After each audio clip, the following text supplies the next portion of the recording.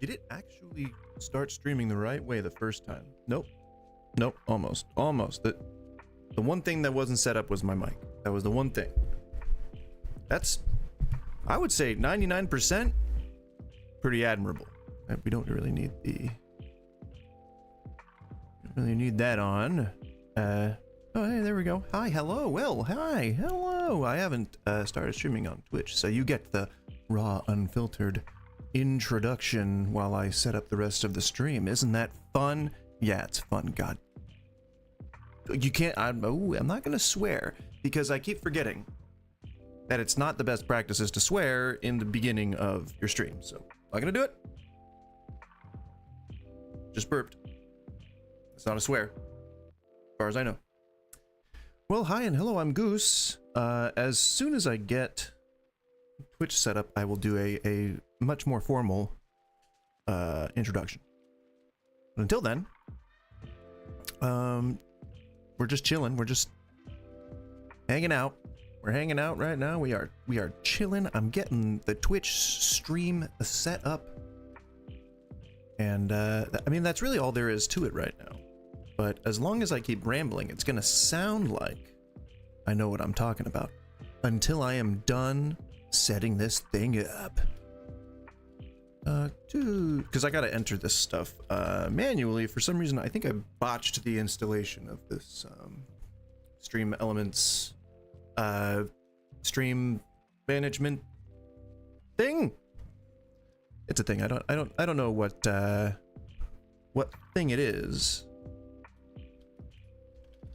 but it's a service that you like multi-stream on. And I think perhaps I'll just stop streaming on YouTube, because I looked at the live selection for any of like the categories that I typically stream in, and there really is no reason why it's a Badlands out there. It's an interesting landscape, let me tell you. Well, basically what we're doing, I think I started it. So just to run it down real quick for the YouTube audience, today is Talk Tuesdays. We always talk on Tuesdays, as per the name. It's pretty straightforward. I usually reserve today's for you know, things like debates, things like open discussion. If I was a panel streamer, then it would probably be a panel discussion. Know what I mean? Like, it's a multifaceted thing. Let me erase this. There's a widget on here. Oh no, good, I already turned it off. Because that factor thing is no longer happening. I got a pup hair in my mouth. And that always makes me shudder. You didn't see that. You didn't see me shudder because I am a composed individual. I'm fully composed, and I keep my cool in stressful dog hair in the mouth situations. So rest on that. Rest on that. I said it, sticking by it. It's a new phrase. We all learn new things together. Okay, the hashtags are good. Weird that that's a thing. Turn off the branded content because we are no longer doing branded content. Which means I also need to turn off the timer, but worry about that later. So, stream info, correct. Bam. Streaming on both YouTube and Twitch. Bam. Correct. Making sure that I'm not blowing out anybody's eardrums. Bam. Confirmed. I feel like Emerald Lagasse over here. Bam. Little bit of garlic. All right, so hi, hello. This is actually the real introduction. Now, the one for YouTube, that's just a spicy one for the YouTube crowd. It was very seductive and entrancing, and it really draws one in very quickly. I'm not going to spoil it for you, but if you go over there to YouTube and you subscribe and you view my videos, then you'll probably see it. Okay, see, it's a trick. It's a kind of a trick, but there is a reward at the end if you're diligent. I'm just kidding. It's really just, there was nothing. It was super vanilla. There's nothing fun. Nothing fun was said. Anyway, today's Talk Tuesday. I am Goose. That's not my real name. That is a name that I came up with when determining what I'd like to be known as, playing video games. Pretty much it. That was a bit of a drab explanation, but you know, it's not that exciting of a story. So I'll have to deal with that on my own. So, what was I saying? Today is Tuesday, and I'm lucky I even know that. Most days just kind of blend together, but Tuesdays are for talk, and today on Talk Tuesday, we're talking about if you have any kind of a sort of a misconception, or not, well, we won't even say misconception because you probably don't know if it's a misconception. If you have a question about anything lefty related, anything atheism related, because I know like a lot of YouTube like shorts stuff is all sort of like question for atheists. And so I figure if that's a thing, you know, if that's something that people enjoy talking about, which is something I always enjoyed talking about, why not, you know, open up the floor to something like that?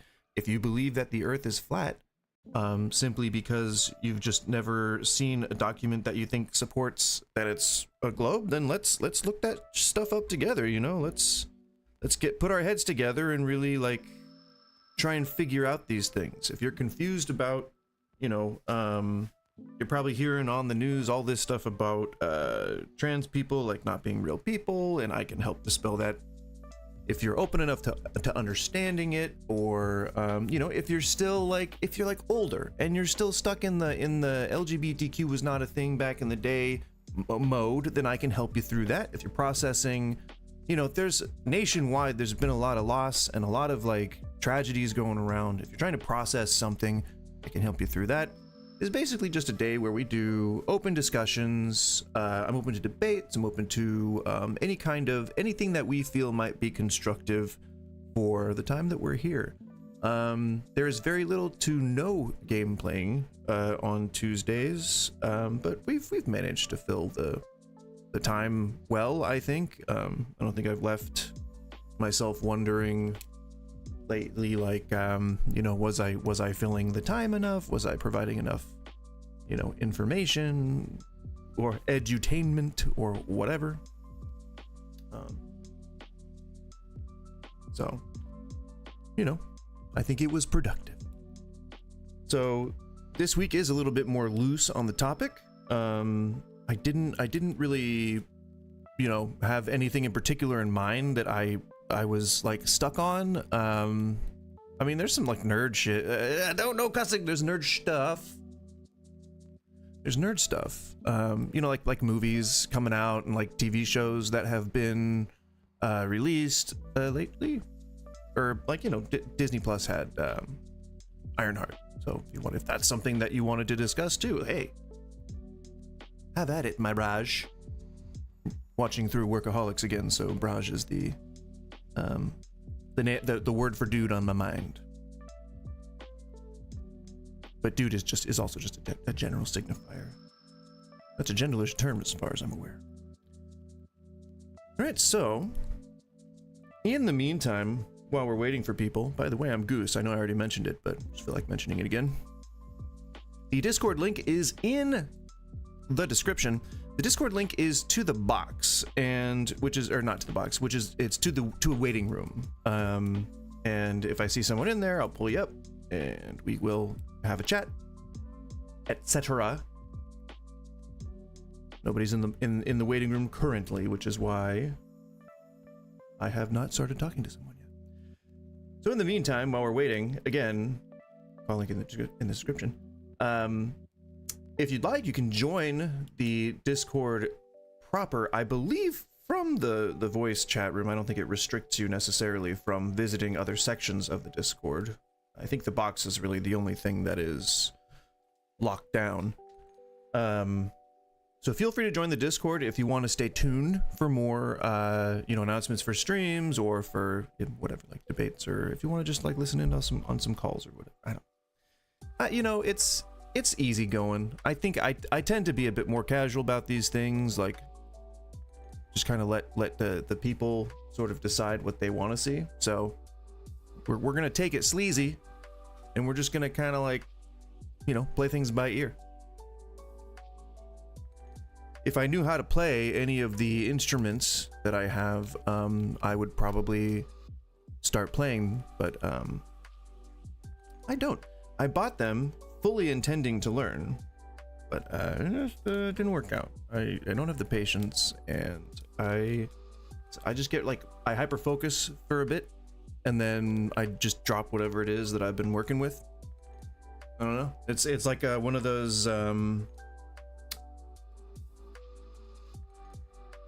I think it's just kind of like an inevitability, but people kind of enter those phases at different times in their life. Like you kind of have to like go through a period. I think midlife crisis. I'm trying to like really sugarcoat it, but I think that the situation that seems most appropriate to whatever life phase I'm going through would be midlife crisis. I think it's like the most honest interpretation of that. But really, how it's manifested is much less harmful if you know what if you can prepare yourself and know what to look for. So having some awareness of your mental health and what your situation is is necessary when going into one. So if you're not around the age of 40 yet, it's never too late to get started preparing for the inevitable midlife crisis. You will pick up things that you never thought you would before, and then you will immediately drop them because real life calls. That's just a thing that happens. And I think some people encounter it earlier. Obviously, if you go into an industry and you work your way up and you make a lot of money early in your life, then you're probably going to encounter a midlife crisis a lot sooner, probably closer to like 30 than, like, let's say you're an executive at 18, but that only rarely happens. I think I was probably one of the few people that had a dream of doing that and just never really worked out. One of the few, meaning like everyone who's ever wanted money. Makes you comfortable, damn it. I said damn it. I don't think that's necessarily a swear. So don't Susan, don't give me mess about it, all right? Give me no guff. I won't take none. All right, Susan? Thank you. So I'm just cleaning off my glasses, and then we can maybe do some YouTube videos reacting. Or I could, I could just buck the trend and just play a game. Why not? Again, call-in link is in the description. Copy paste that stuff into your browser, or I think if you have a Discord account, you just do that in Discord. I'm pretty sure that's how that works. But I'm old. And I don't know these things. I just kind of have to be told these things, and then I just go like, yep. Sounds right. Of course. Talking about Marvel stuff, which again I'm open to discussing, but is a bit niche. Oh wow, that totally peaked. I think that if we were to talk about the most recent release, Ironheart, it was like good. I don't know. Not as a whole. I think not as an entire series. I think what would have been great is if we had some sort of like preamble, like maybe a special feature that they had, all those things planned before they broke their own bank. They had like I think it was, they had one for, no, they already did the Werewolf by Night one. They had one for, I think they were gonna do one with Blade, and then that turned into a movie, and then they were gonna do one with White Vision, and that turned into Vision Quest, and then I think there were a couple of it changed so many times. I don't really know what the most recent thing they landed on was, but either way, it was all crunched and condensed into what the schedule is now. And when Ironheart came out, it had already been in reshoots, and it had already like sat in development hell for I think months and months and months and months. It wrapped up filming I think a couple of years ago, if I'm remembering correctly. And I think when they originally were going to talk about it, they said, we're going to do the whole thing. We're going to have like, you know, RDJ is going to sit in a mocap suit and he's going to record a bunch of dialogue for being the hologram on this thing. Maybe Ultron's going to come back. The Hood's going to be the villain, all this kind of stuff. And really the only thing they kept was the Hood being the villain. And they kind of made it like a weird... If you read the Hood's... Is it... I don't know if it's like a bio or if it's like a wiki entry or whatever, but if you read the Hood, the entry for the Hood, and you look at like his life story or whatever, it's much more interesting than what we got. The subject itself was cool, you know, Iron Man's legacy or whatever. I was never really attached to Iron Man in general, like just because it was like a guy in a suit. Like I like guys with suit. I like the superpower, you know, whatever. Like if you shoot lightning bolt or ultimate power, you know, that kind of thing. And that's totally cool. I like that. Good to see. I think Spider-Man is probably my favorite superhero, but then again, he's a lot of people's favorite. It's kind of like saying like, oh, pepperoni pizza is my favorite pizza. Okay, everyone likes it. Come on, be creative. I guess if I was going to be creative, I would say maybe just sticking to Marvel. Probably...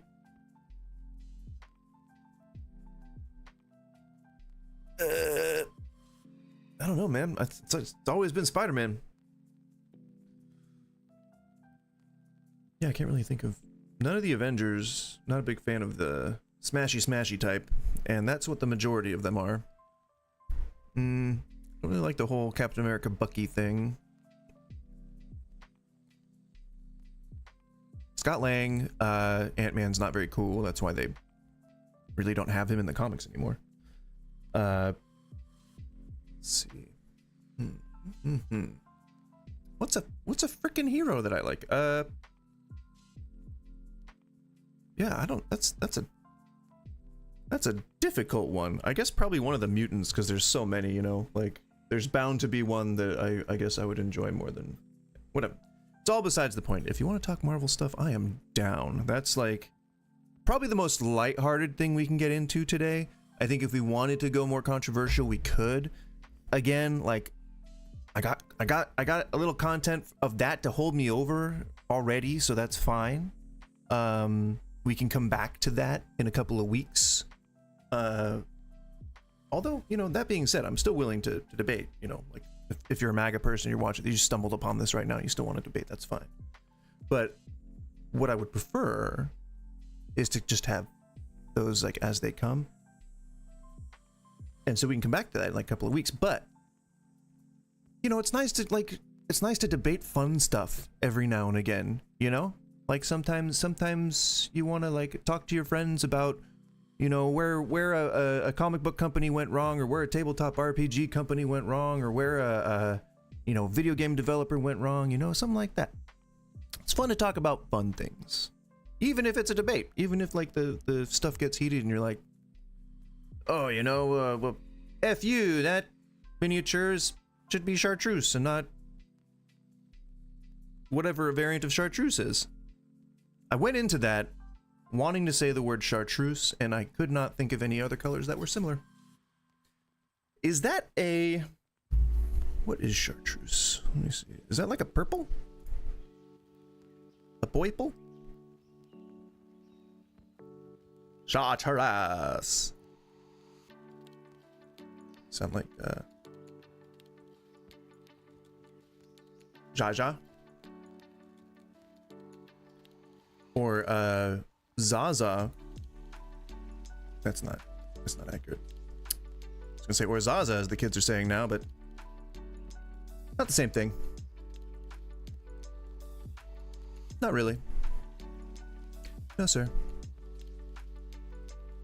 If you're just joining, we are in still in hour one, still on the inside of 20 minutes, which makes me wonder why I even decided to mention it. But we're here. We are talking about many different things, really open to the subject matter today. But what I would like is if you have a favorite pizza topping right now, I'd like to know What is it? And why isn't it pepperoni?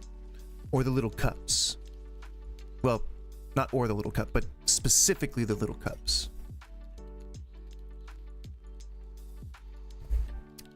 What's up, Jesse? What's going on, man?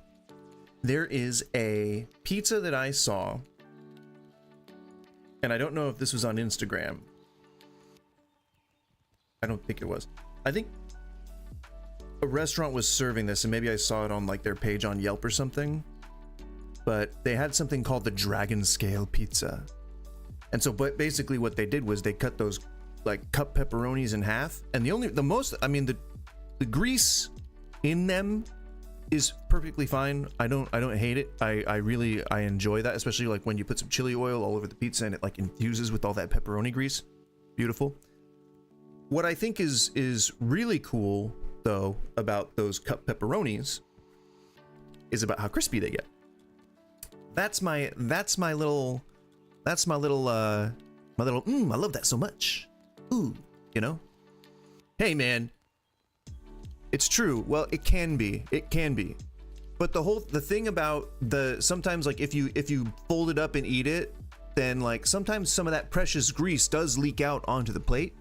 And so it's kind of essential to almost have too much grease. Like sometimes someone would put like too much salt on a steak before they slap it on the grill because some of that salt's going to come off. You know, too much obviously is subjective. There is like a way that you could like salt cure your steak, which is, you wouldn't want to do that.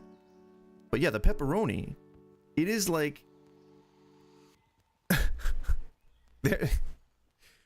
yeah, well, true. I think there's like a standard like for maybe New York pizzas or something like that. Like it should be that sort of in between place, like where it's just floppy enough to sag, but it still holds its like a little like cracker consistency, you know, on the bottom. And only a couple of places get it right.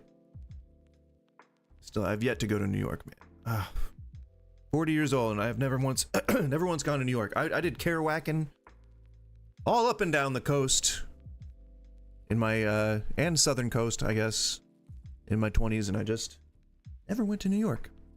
Too expensive at the time, I thought. And it just never became less expensive.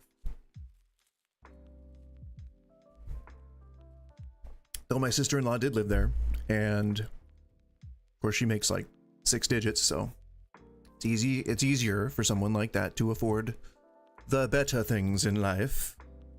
And so I assume they had a real nice apartment, real fancy. Of course, I'm jealous. I'm jelly. Not jealous. Like, I would appreciate it if I had it, but I don't really care. It would be like gravy on top. Anyway, speaking about that dragon scale pizza, what they do is, and here's where it gets crazy. They take the cup pepperonis, because if you look at them when they're just in the package, they're flat when they start out. So you can like, you know, whip them like frisbees if you want. You know, you can put them in those little disc shooters and shoot them into each other's mouths. You know, play pogs on them. Nobody knows what pogs are anymore.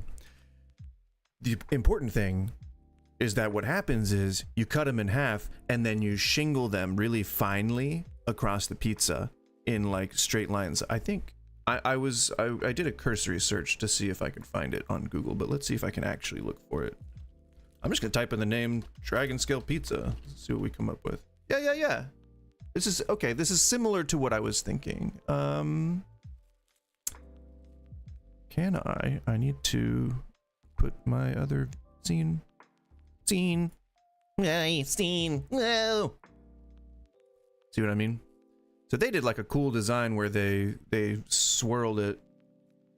But yeah, and they didn't cut theirs, but I've seen it like in straight lines where they cut it so that it lays like the soft part lays on the other soft part, so that the crispy parts are like all that's exposed to the heat of the ovens, or the parts that get crispy.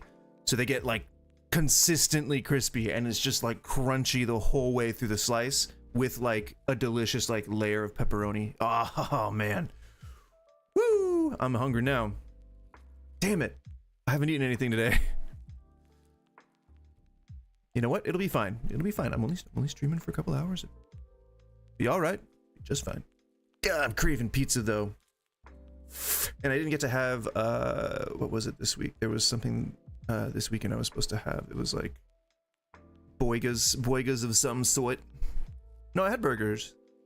If you live in the Pacific Northwest and you live within driving distance of Vancouver, Washington, which is not the same as Vancouver, Canada, to those who are not from the Pacific Northwest, go to Goon Burger. I know they know what Goon means. They had the name before it was ever a thing. Believe me, I know. But go to this place called Goon Burger where they do smash burgers. They're friggin' delicious. I'm still within a half an hour, so I'm gonna hold off on the swears for now.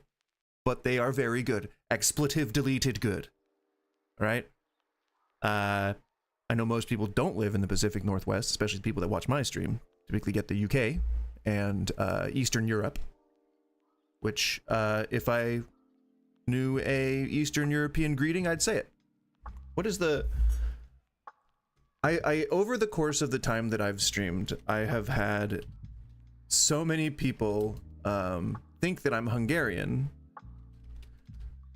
And Zia, is that it? Zia, how do you say that? Did I say it right? I hope. Is there someone more worldly out there that can tell me if I said that correctly? Oh, here we go. How to say hello in Hungarian. Welcome to Fun and Easy Hungarian by HungarianPod101.com. Did you know that the Hungarian word "szia" can be used both when... Szia! Okay. All right, here we go. What did I say? I said something. I said, oh, because most of my viewers are from UK and Eastern Europe, so Zia to my Hungarian viewers. What I was saying is that it's really funny that people see my username and they think that I'm Hungarian, so they come in, they're like, oh, why don't you have an accent? Like, well, why should I have an accent? That actually comes from the 90s hit TV show Frasier, from one of their, I think, second to last season, where, I've already said this story, but I might as well say it again. Story, if I can say the word correctly. Frasier and his brother Niles are talking about Christmas breakfast / dinner, and the discussion evolves into an argument over where they would hold the, opening of the presents as well as dinner. So that those are two contentious things. And Frasier, while he's giving his argument, mentions that he's bought an Hungarian goose for dinner. He's going to do his world famous duck l'orange. And oh no, Comic-Con tickets are $100 each this year. That's a lot. Better be some damn good shit there. It was not a half an hour. I failed.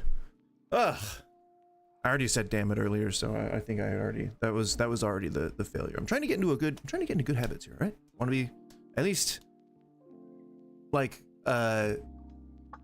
rated R level as opposed to like worse. No, I don't think this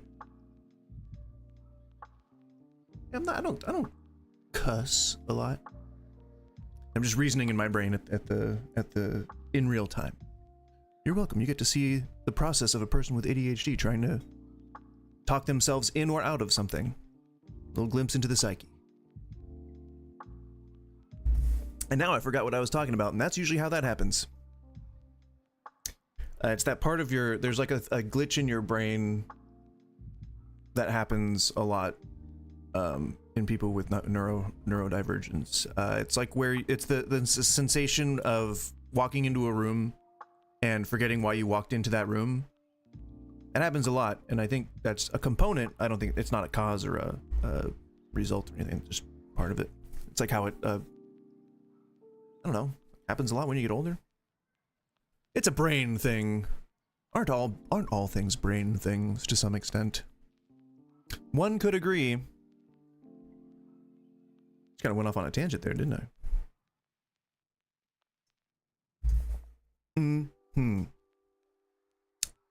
So they're arguing over, you know, where to have Christmas breakfast, essentially where to have Christmas breakfast and where to have Christmas dinner.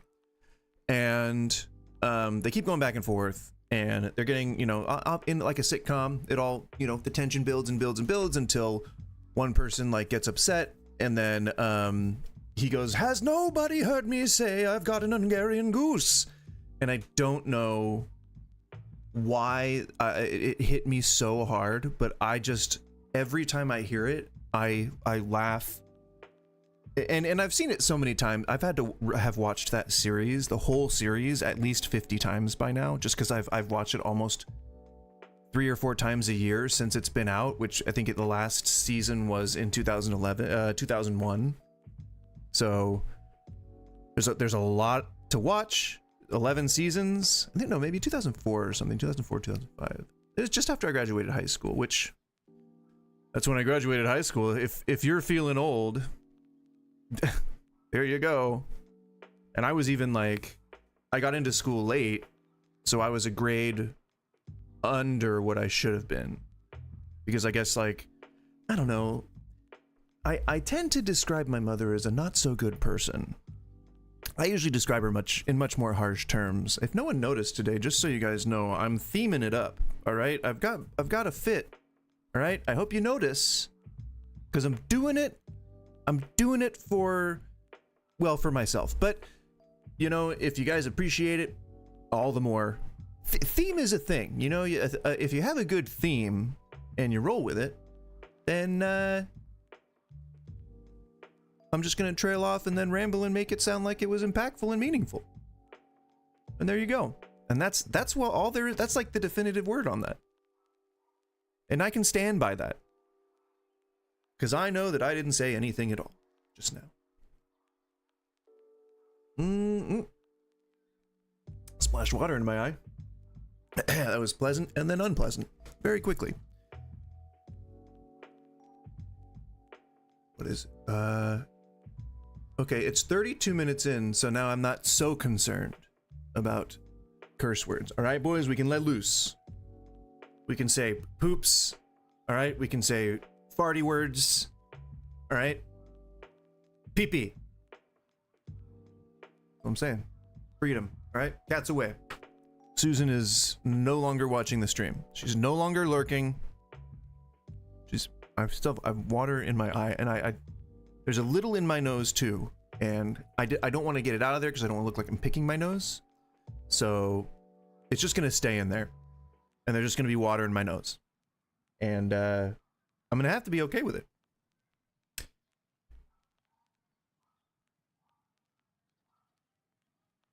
I was going to say something that I was working on, but I don't know if I want to share it and have the idea stolen. I don't think, I'm not like gonna assume. I'm just of the kind of luck where I know that like someone's just gonna stumble on and just hear the idea and then like incorporate it into something, and that's just been my luck, you know. Always a bridesmaid, never a bride. So I don't know. Yeah, I'll keep that under wraps until I have a little poor man's copyright going. If you've never heard of that, it's an old method that music writers used to use that isn't super legit. It can actually provide a pretty good defense if you end up, you know, coming up with a song and like someone like steals it and then like tries to release it on their own or whatever. And everyone shares songs now, so I don't think that's as much of a thing, but it was a thing back in the day. People were pretty cutthroat about that, even going to the length of cutting throats for that. So you know, you guys heard about the rap wars and whatnot. Anyway, the point is, there's a methodology, and I don't know if I still have it correct. I'm going to be going off the top of my head here, but if you want to know, learn more about it, go ahead and look it up. It's called Poor Man's Copyright. And what I believe is involved is you take your original song, you date it, sign it, and notarize it. That's extremely important.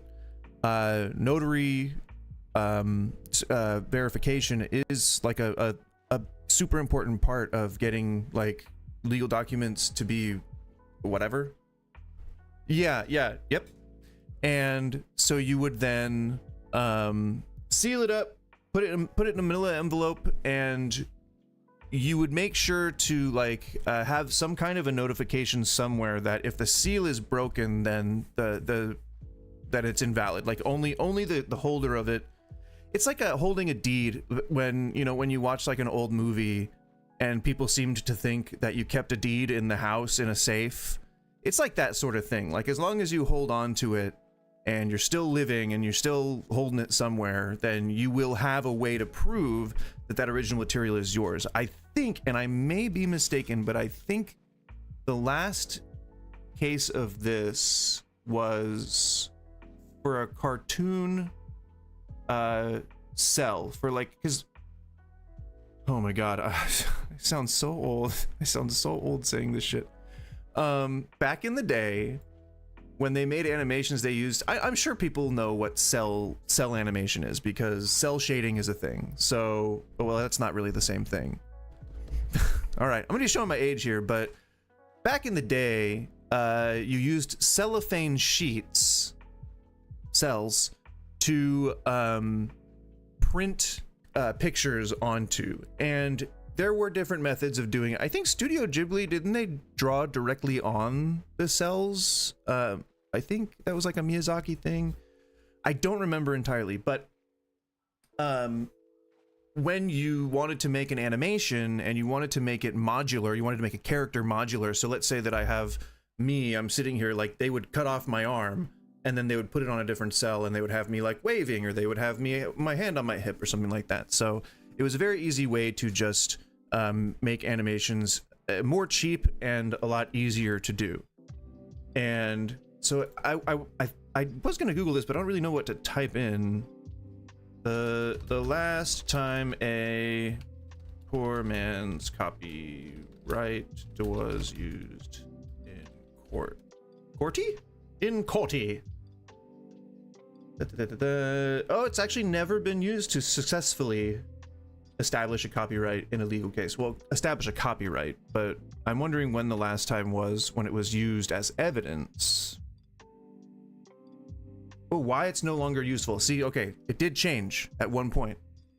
I don't know who I'm pointing to, myself, because this is, if you've ever noticed me looking where I'm looking now, that's me on the screen. I, for some reason, am like fixated on seeing whatever's moving on the screen. It's always me because I'm making sure that my monitor is there. Like it's just, making sure that I'm visible on the screen. And I occasionally go to read chat. That's me reading chat. You see how things are spaced out on my monitors, and then that's my primary monitor where I play games. So if I'm looking here, I'm looking at the monitor. If I'm looking here, this is actually me talking to you guys. Like I'm sort of like projecting my view onto myself, and I could move it, I guess, but I don't know. I like looking at myself at this angle. Why not? I figure maybe other people do too. And then this here is chat. This is where I'm looking for chat. So in case you're ever wondering where, like, why do you keep looking? Like, I keep going like that.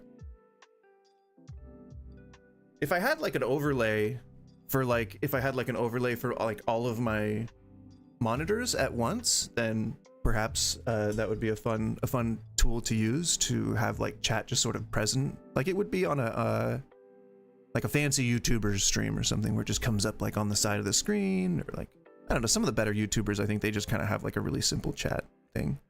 No, we don't buy our dogs camping equipment.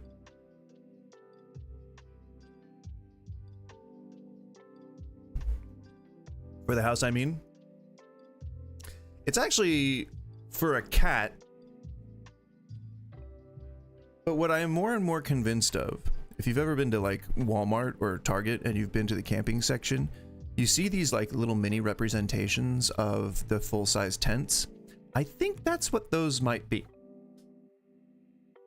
There's every chance that they could be using, I said that twice, they could be using like different fabrics, or they could be using their own proprietary fabrics, but either they got that idea directly from those the scale, clearly they're not to scale, the models of the tents. I don't know. It's a my wife found it, and because when one of our dogs eats, the other dogs are way quicker at eating, and so they always like kind of like hover. And so she wanted to get like a little space, like a little cubby where she could go in there and eat. And so she put it by where the food normally goes, and she wouldn't go in. And so she put it over on the floor in the living room and still wouldn't go in. And so I was just cleaning up yesterday. I put it in the couch and she went into it. So, and then another dog got in there too. So apparently that's where it belongs now. We'll go with it. As long as they're happy, I'm happy. You know, the dogs, they deserve to be happy. They're dogs.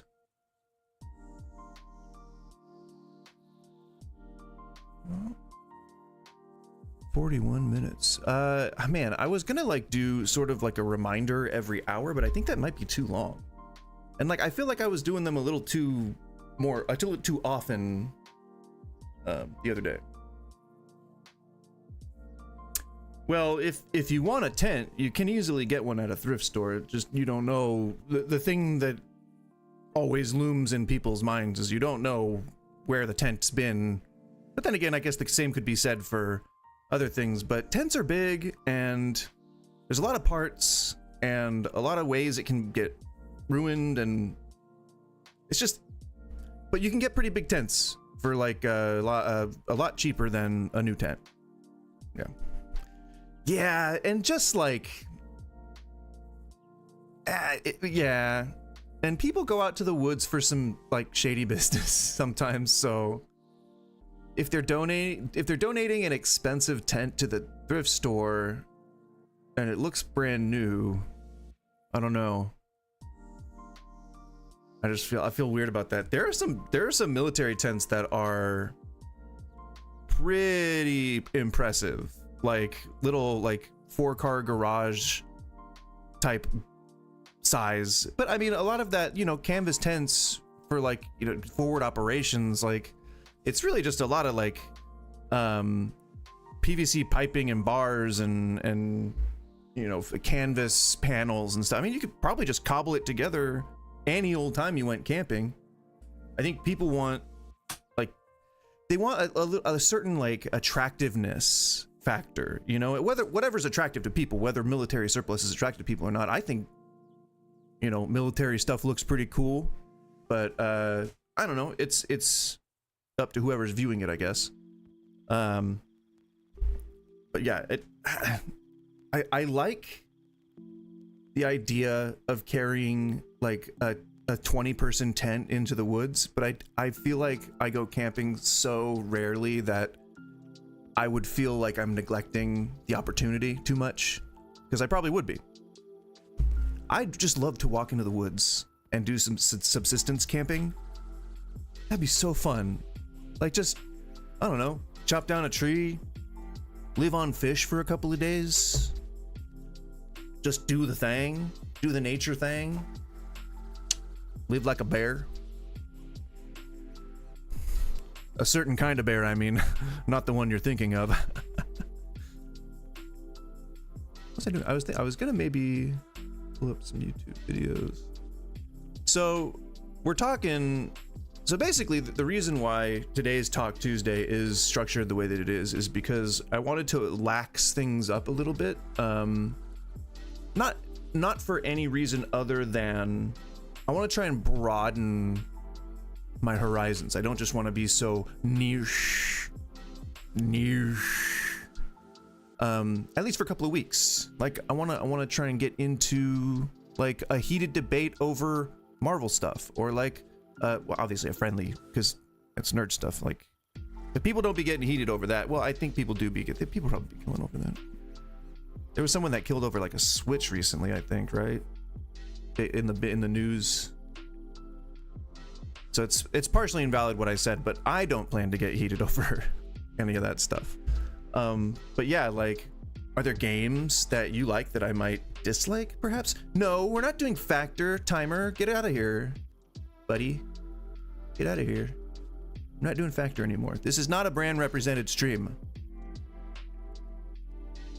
I think that's expired. And if it's expired, then it means that I can't get paid for ordering myself a box. Okay, so if I can't get paid, then I'm not gonna let that timer go. All right, sir? Mr. Stream Elements. So again, the reason why I wanted to make things a little bit more broad is because I want to have a bit more like fun discussions. You know, like I agree that, or at least I agree with my numbers that Nirsch, I just like saying the word like that. Let me do what I want. Topics are just not super like they're not accessible. They're not fun for everybody. It's not like, you know, oh hey, we're all having a good time now. It's really only, Jesse, as you said, it's really only fun for the people who are watching. And so it's not like I didn't have fun doing the couple of days where I did that and the previous streams. It's just that I want to incorporate more variety into things. I don't know how you do that if you're, because you always work yourself into some kind of like pigeonhole thing, you know. If you develop your niche over the time that you create content, and I guess that's not a bad thing. I'm down, but I don't know what that's gonna be yet. So we'll see. We'll see where the barrels roll. Where the barrels roll. I don't think that's a thing. I don't think that's a saying anywhere. I don't think anybody said that in any serious capacity at any point in all of our history. I think I just kind of made that up. And it's not good. We'll see where the barrel rolls. I guess it's a variable if you drop a barrel on its side. Maybe, I don't know. Maybe my lizard brain was at work on that one. But speaking of lizard brains, does anybody think we're reptilians? That's a good one. How about flat Earth? Happy to talk about that. If you have anything you'd like to discuss, please call in. The link is in the description. It's a simple Discord link, but it might not work because the first time I talked to somebody, we had to set it up. So I think it works this time. I think I put the right one in there. That's what I'm hoping. And if you join, I believe you get put into a waiting room. Oh yeah, that would be good. But isn't there the potential for there to be a Hollow Earth in a flat Earth? Wouldn't that be? I think what they argue though is that all the stuff that's in Hollow Earth is actually beyond the ice wall. So I think their idea is like a blown out Hollow Earth, basically. Like if you just took the Hollow Earth, brought it up to the surface, and it just expanded everything out. I think that's kind of what their model is. So yeah, it'd be interesting to hear what they have to say. I would love to hear someone talk about like the agreement with the aliens, you know, back in the I think 60s. Was it Woodrow Wilson? I think. I don't remember. That was the subject of one of the, I think, American Horror Story. They had like a series where it was 3 different stories. Like it was like 2 episodes per story or something like that. And one of them was about aliens, like their agreement with the president. So I would love to talk about stuff like that. Ooh, moon landing. That would be fun to see. The thing that about moon landing is I couldn't really debate that because I don't know the science behind like why the gravity works and why the footage looks the way it does, and like all the things that they typically bring up, like, oh, it's CG, or the footage is like normal footage but sped up, or, you know, like, oh, haven't you ever seen a movie from the 20s? Well, no, that's just it's the capability of the cameras we had at the time. Whatever. Point is, I'd love to talk about that too. But then again, you know, I like I said, are you okay? You had like the weirdest cough. It sounded like a wild animal. You good? Don't rear up on me if you don't want up. And do you see how impatient she's being? It's very cute, but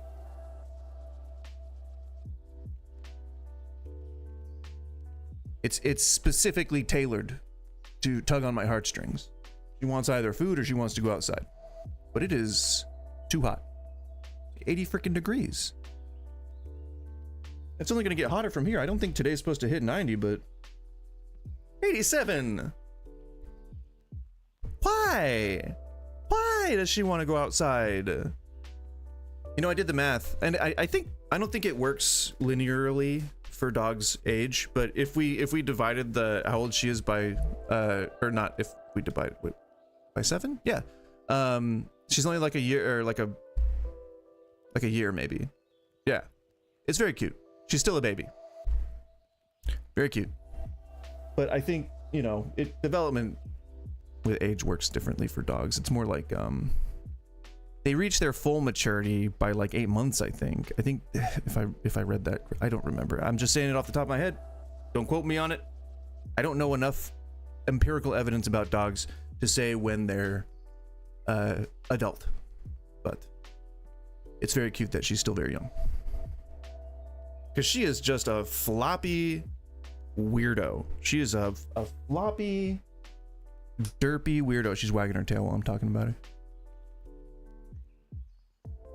Anyways, I was about to say, yes, we can still talk about the previous topics. I am not putting them off the table, but I do feel like I just wanted to add the space for there to be more fun discussions. So if you wanted to talk a couple of weeks ago or last week or whatever, and you didn't get the chance, those types of calls are welcome as well. I will stop talking about housekeeping stuff, I promise. It's just, you know, the gods that govern this space have decreed that it is good for a streamer to constantly mention shit. So I'm trying to find a happy medium. It's like, I think I wanted to do like every hour, like go like, hey, here's a little wrap up. Here's what we're doing. But that felt way too long. Like I'm only 52 minutes right now. I'm not even 1 hour into the stream. So I don't know. I feel like that's too rare. And we want to go about medium to medium well. At least while the channel's gaining, like, that's the thing is the subbies. So as long as when the channel's gaining the subbies, then we'll revert to a more casual model. But you know, I'm just playing it by ear, trying to experiment, see what works. I have the time and energy, might as well use it, right? Before I get too old to do so. And I never really made a go of it the first time, so I might as well do it the second time. You know, really give it a college try.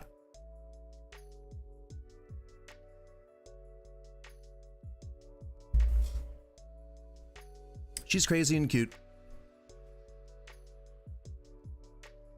And yeah, all right, I'll admit it. That is a tent for a dog.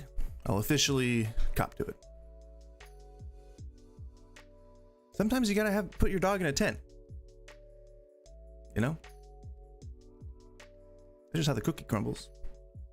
How the crookie crumbles. If I did play a game, it would probably still be Against the Storm. But I like to concentrate playing that. But the reason why that would be a good one is because you can pause it. However, you can also pause... No, you can't. You can also pause Hades. And you can also pause Monster Train. You can pause it, but you really can just like leave it sitting for however long you want. And that is totally okay. But yeah, I don't know. I wanted to react, but like, unfortunately, I just don't think I know how to find the right stuff to react to. I think reacting is done, man. Like, I don't know. I feel like most of the react videos you see now, because the reason I stream anything reaction related is simply because I like to chop my longer clips up. I have an AI service that does it right now, but I like to chop my longer clips up into shorter clips, and those ones tend to have like the better little snippets. Like you make a joke about somebody, or you like, you know, determine that something is a scam, they're selling a course or something. So that's a little bit easier for the short form content, especially if I don't plan on adding like edited streams. Like I liked, it sounds ironic now, but I liked the debate that we had the couple of weeks ago, so I wanted to have that like almost as unedited as possible, but just trimmed down for time. And I figured that would be like a good long form video. But yeah, like a lot of the times when I'm doing like react for like alpha male stuff, or like here's how to like pickup artist stuff, which again is almost even not really a thing. It's mostly just people criticizing that stuff. So maybe that's just part of my algorithm, but that tends to be all I see when I look controversial stuff up, or stuff that I find provocative, you know. So it's hard to react, I think, in any sort of organic or original form that wouldn't feel forced or lazy to me. And I want to provide, even if I'm the only one watching, you know, my content back, or like editing it, or you know, like really analyzing it. Like, you know, I know that you guys, you're here and stuff, but like if I want to be able to find the quality, I want to be able to find the value, and if I can isolate that in smaller snippets, all the better. So yeah, that's, but I don't think that I'm doing it right. Perhaps that's my hitch. No English. Perhaps that's the hitch in my giddy up. Oh, but what I wanted to say earlier about the Hungarian Goose thing, what's really funny about that is that they, you know, people come in here thinking that, oh, you're Hungarian, and the answer is no. But when I did look up my last name on ancestry.com, I saw that we had gotten our name from the well, the original family name was, I think, something German like Hoffenschluffen or something like that, but the family was from around like where is it's like Black Forest and Hungary, and my grandma always used to make Hungarian goulash when I was growing up. I don't know if looking back on it was any good, because my palate has definitely changed since I was a kid, but back then it was one of my favorite things ever, and I would always beg her to make it. So there's like a little bit of coincidental truth to when people like think, like they come in here, they're like, oh, are you Hungarian? It's like, it's funny, you know, I believe, I don't know if this is seen as a derogatory term. I know my family calls themselves this, and I know that I've always referred to us as this, but I think really we're just a bunch of gypsies.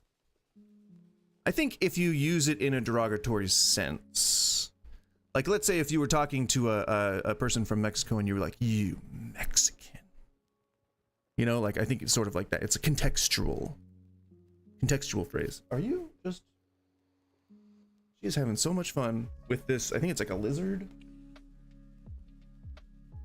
and she's also still farting like a lot, like too much. Apparently it's, we had the vet check her out, and apparently it's because she's healthy.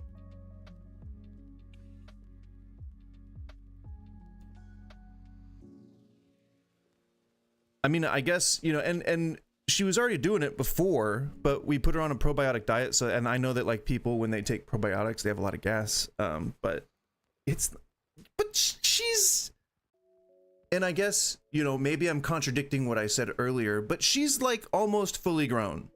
All right. She should not be tooting extra stinkies. All right. Gotta be, get out of here. You're out of here, Toots. Get out. Well, no, don't get out. Stay in. Stay in and don't ever come out. Well, no, not if it's unhealthy.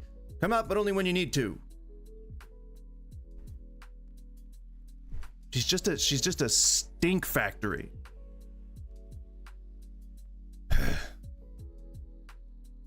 So yeah, I'll try to do like hashtag alpha. Ooh, what about men's advice? Ooh, there's one, men's dating advice. life advice for men. This might have been the gold. I forgot the word for mine. This might be the gold thing. The gold mine. I guess I could look specifically for shorts. And can I sort? Can't sort by new. Because if you sort by new, that's when you get like the real unhinged stuff, right? I guess I could just go down the line here if it doesn't switch to my algorithm. What is a right? woman, Prime? Dating advice. Don't be. Okay, all right. Don't be a yes man. Ooh, God. Okay, we're gonna, guys, fellas, we're gonna learn how to be a man. All right. And the reason why I'm highlighting any of this is because I grew up without a dad. That sounds like a joke. I'm presenting it. It sounds like I'm presenting it like a joke. I promise it's not a joke. I'm not leading into anything. I just didn't have a dad growing up, and so I didn't have a male perspective on a lot of things, and so I had to look a lot of that stuff up. So that's kind of where I'm coming from. I figure if there's a younger person out there who is confused about anything, confused about their religion or what their family is telling them to do, or what school is telling them to do, or what they actually, I gave someone really good advice the other day about like they were looking into scholarships. They were trying to get like a sports scholarship or whatever, and I forget what I told them, but they said thanks and that it helped a lot, and that felt good. I don't know. My whole goal here is just to help at least one person. I feel like I did that, so I just go to sleep on these streams, man. I'm just like, I'll take a nap. I feel great. If somebody's actually good at talking to the opposite sex, flirting, etc., and wants to communicate that to others that aren't good at it with anecdotal information, I don't know how they would do that without actually sounding bad, even if what they say is good advice. That's true. It's like you have a bunch of different psychological things going on, right? You have possible narcissism, so maybe they just want to hear themselves talk. But typically it's like it's a misguided sense of like, I know something that somebody else doesn't, and it might not always come from a place of malice. It might come from just whatever experience they had, and maybe they felt like they've lived enough or they've experienced enough to be able to communicate. Like that could be my complex here, right? Like I could, just from my own life experiences, not any empirical research, think that I know how to give advice to other men on how to be men, and I could be basing it on nothing. Like I could be basing it on just my own opinion, and there's a bit of a responsibility following that. But I think the overall point that I was making is that if you have a bit of a foundation for what you believe and you can communicate that effectively, then the added context might assist in making a point that you're trying to get across, even if it sounds awkward, especially when it comes to like dating advice. Like we really shouldn't be telling each other how to date. Like well, if someone exhibits a problem and you notice that problem, like let's say that they're exhibiting like some elements of, you know, like toxic masculinity or something, then you wouldn't be unreasonable for bringing it up if they were a friend of yours. But like we shouldn't really be telling each other a step-by-step guide on how to get a girl or how to date. God forbid either of those things for other genders, but it's worse for males because it perpetuates this whole cycle of whatever you want to call it, abuse, misogyny, you know, whatever it is, it's harmful to society. And having such the type of structure that is like a follow this step, follow that step, follow that step, it's so biblical, but also like fascist. It's such a, and I don't use the term fascist loosely. I mean like it's so rigid. That's what I mean to say. It's so rigid that you can't really live any other way. And so you have to kind of, if you are trapped within this space and you can't like leave it ever, then you're gonna like freak out at some point. And that's why we get a lot of these you know, these arrests of like clergy members, authority figures in like schools and stuff like that, politicians, lawmakers that are doing like heinous stuff, like committing crazy crimes. So there's an outlet. There has to be an outlet. And especially in the time when these people were a lot younger, like we're talking the people who are in their 80s now, we're talking like the 50s and 60s, and my math may be incorrect, but the statement I'm making is true. There wasn't a lot of recognition of a lot of different lifestyles and what they called lifestyles. And, you know, even just having a different skin color was almost a death sentence in some cases. So it didn't create a lot of room for people to be themselves. And a lot of that now results in outlets that are unhealthy. And if you're rich, you should be getting therapy because you can afford that shit. But it's hard for people who are in the middle class, and that's why you see a lot of like middle class crime, and like most of it's violent, is because they don't have a proper outlet or proper guidance. And that dovetails exactly to why I'm here, which is the point that I made in the beginning, that I didn't have a good role model. And even if I don't end up being anyone's consistent role model, at least I hope to give one nugget of advice that might, you know, jostle something loose or inspire a search for more information at the very least.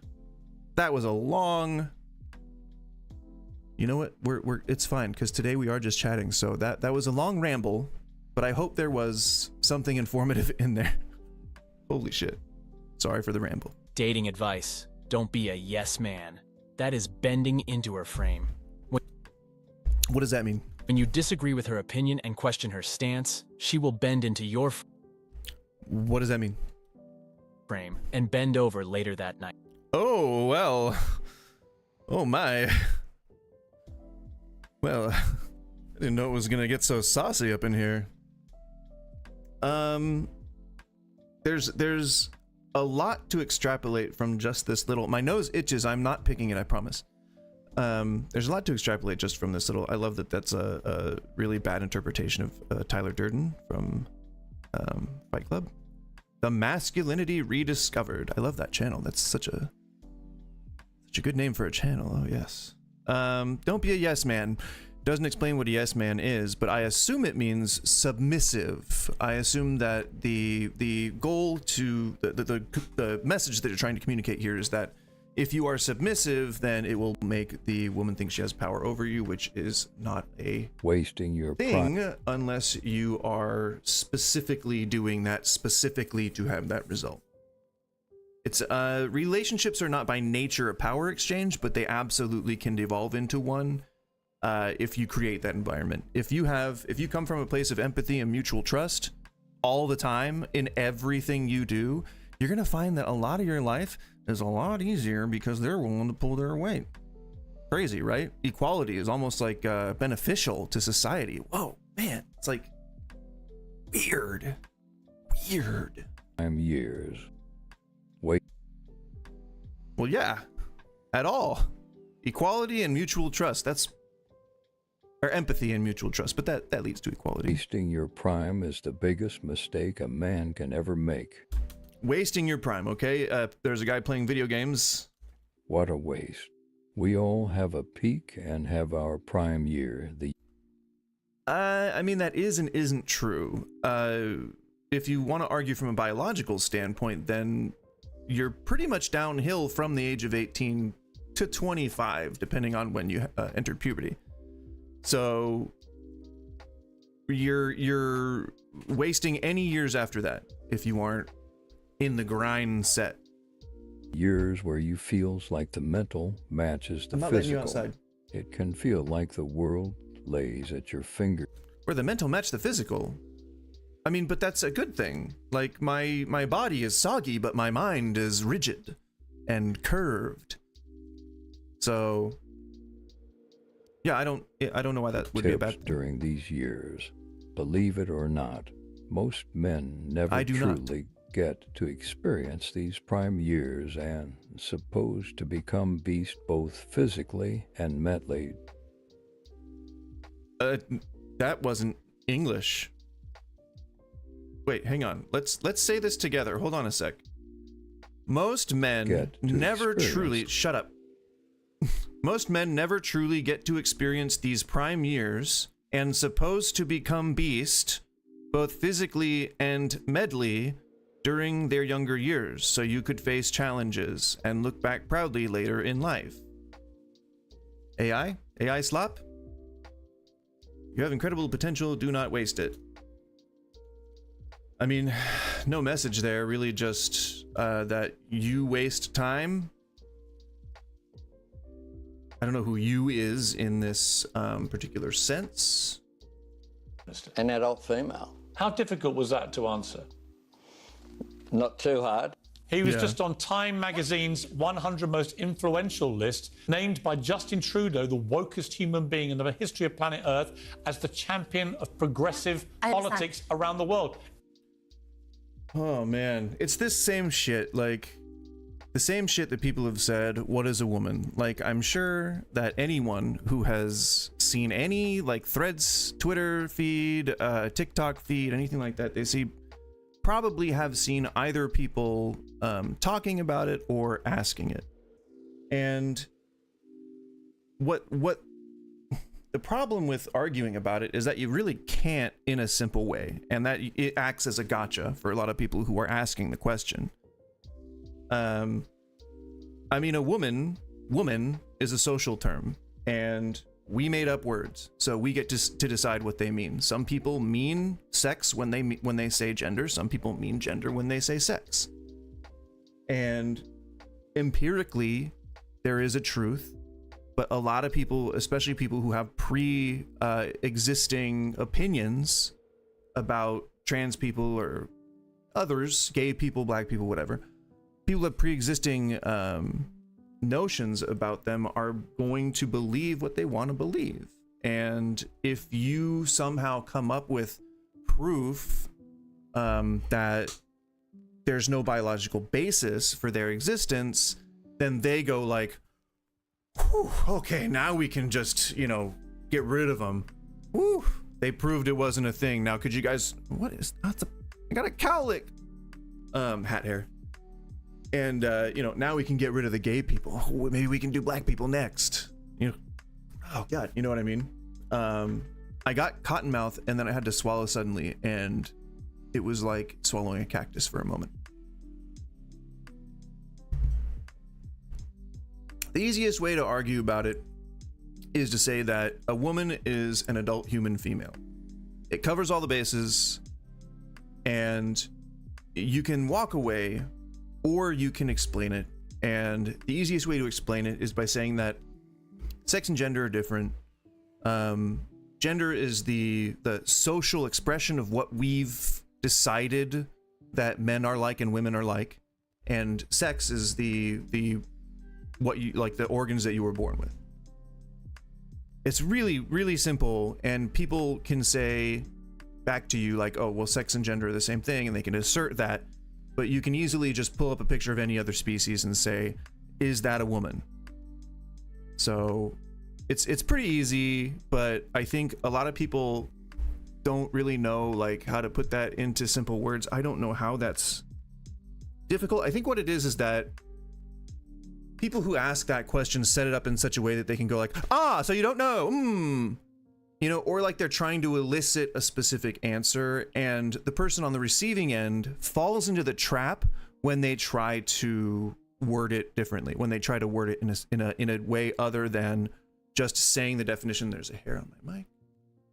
Other than just saying the definition and just leaving it at that. And if you left it at that, then you're leaving them with the challenge of having to then support that point, as opposed to, and then they could ask a follow-up question, in which case you could elaborate. So it's very, very easy. I don't know why Pierce is still talking about it 2 years ago. Okay, so see, this is why I wanted to do by date, not dating show. What was that? Maybe not look for hashtags then. Now that we're over an hour into the stream, I feel confident in saying, hi, I'm Goose. If you have joined the stream recently and you have not yet said hello, just know that I'm okay with lurkers, but my biggest hurdle is engagement. So even if you lurk, and you just feel okay with putting like a period or a space in the chat, that's fine. I don't need to necessarily hear your voice or see your face. As long as I know you're here, that's what Twitch and YouTube care about. I don't really feel like I need to say that kind of stuff. People know how to engage on the internet. But sometimes people forget to hear the words like and subscribe and then do it. So maybe I'll just mention that now.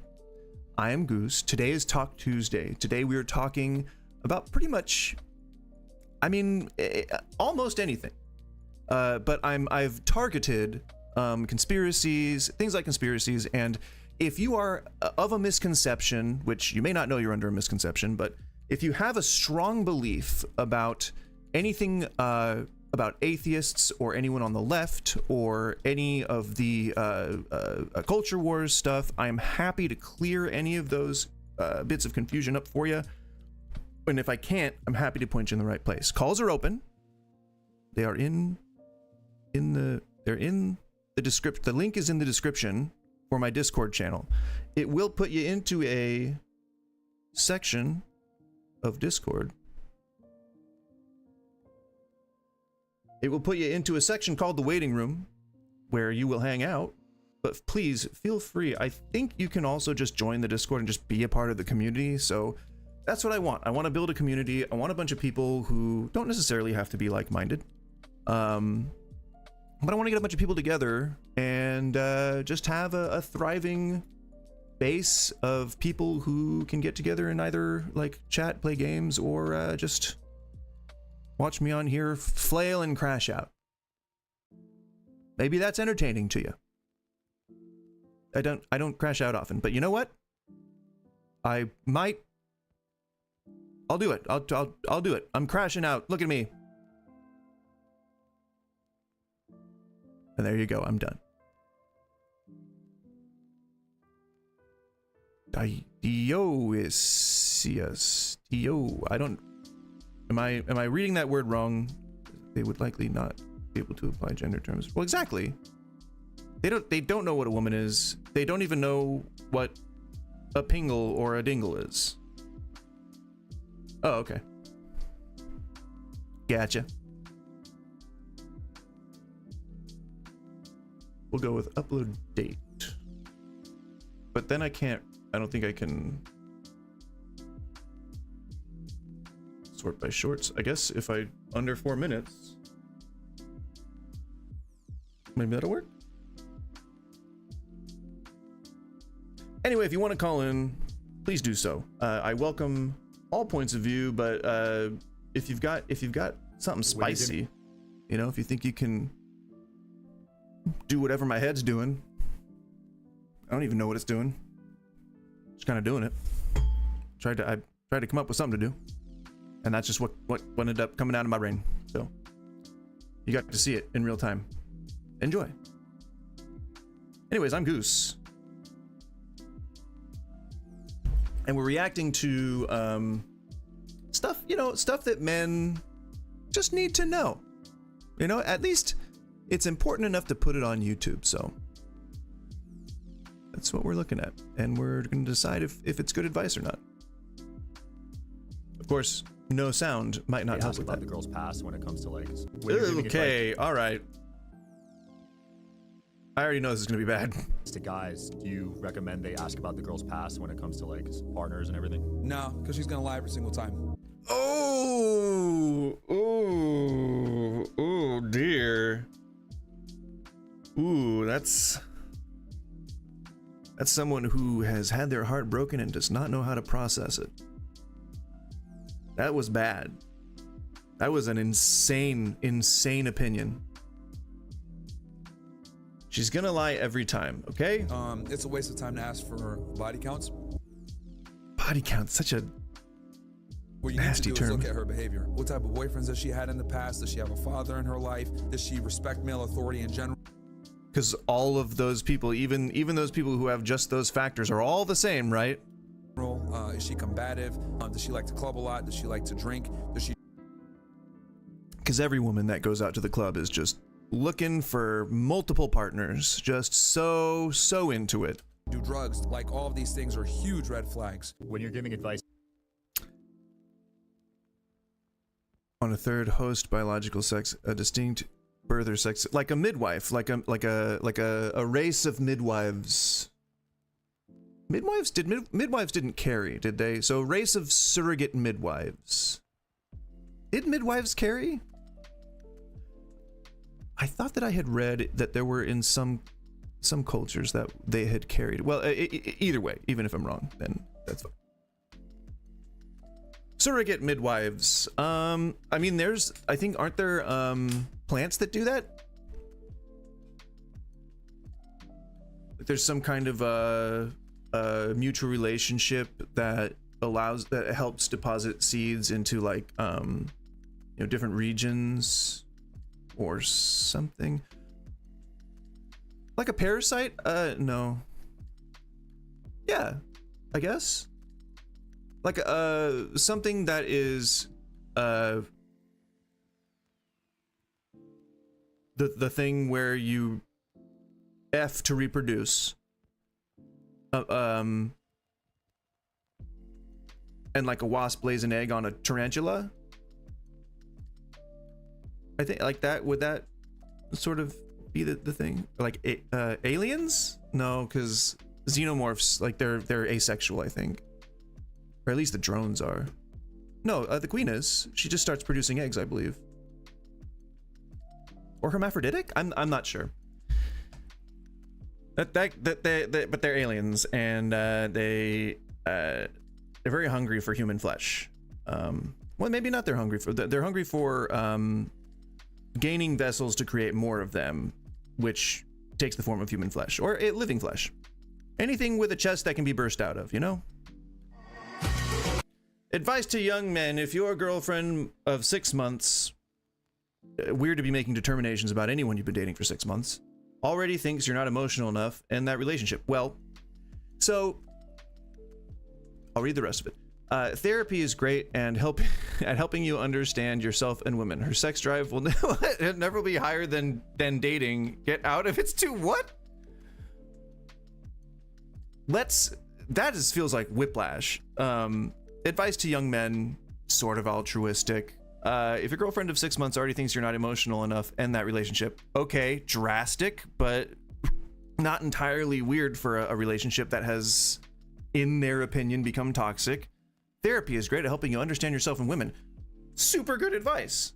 Super great. Anyone who says that got some good advice going out of their mouths.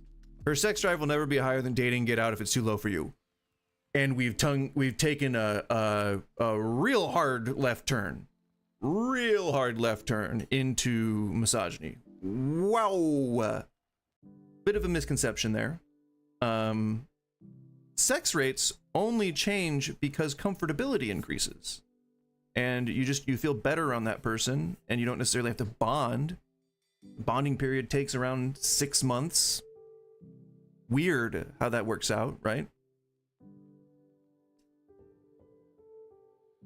Yeah, like I'm sure there's a lot of animals or living organisms that do similar stuff. But yeah, that'd be cool if there was like a sentient species or a sentient sapient advanced species that did that kind of stuff. Even if they were aliens, it would be cool if they came like from the earth, like a new evolution or something, you know? Like what would that there's a term for when evolution like goes fucking crazy and like just like this wolf, you know, over a span of 1.5 billion years developed lungs, and then it gills, and then it lost them, and then it had fins for 50,000 years, and then it lost them, got legs again. Hey Amy, what's up? You know, like I forget what that's. It's like a splinter, like a explosion, or I forget what it is. Some cool term for evolution, you know. So it's first, ouch, wow, Dr. Psych Mom. Okay, so this is being presented as a woman who's giving this advice, which is almost worse. No, genuinely worse. But it's like, I think this is maybe like her projecting this as like advice to her son. Perhaps, like maybe her son doesn't like her very much, and she's like, I can't communicate with my kid, and like this is like how she copes with it. Therapy is great. Like, she wants to counsel people like this. She wants to counsel people to believe that a woman's sex drive will never be higher than when you're dating. It's cringe. That's a cringe take. Oof. So that actually brings up a pretty good point, and I'm going to continue talking while I'm walking into my kitchen to get more water, because I know for a fact that y'all can fucking hear me. So like on Reddit, there's like this trend of people who really love to tell people that in years-long relationships, like if you notice there's like subs like dating advice and am I the asshole and am I overreacting and just all kinds of stuff. And were you able to hear while I was gone? Someone confirm for me, because I know for friggin' fact. I was like, what was that, like speech impediment thing?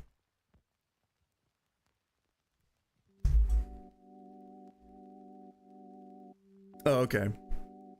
Anyway, well, that was a bit of a joke. The point that I was going to make is that a lot of people in some very specific Reddit spaces, when giving advice about any kind of relationship, typically it's people that are talking about their, decades-long relationship, or like this person is the parent of their kids, or like whatever. And a lot of people really like to just say, honey, you don't need that relationship. You end it. And to me, it's like,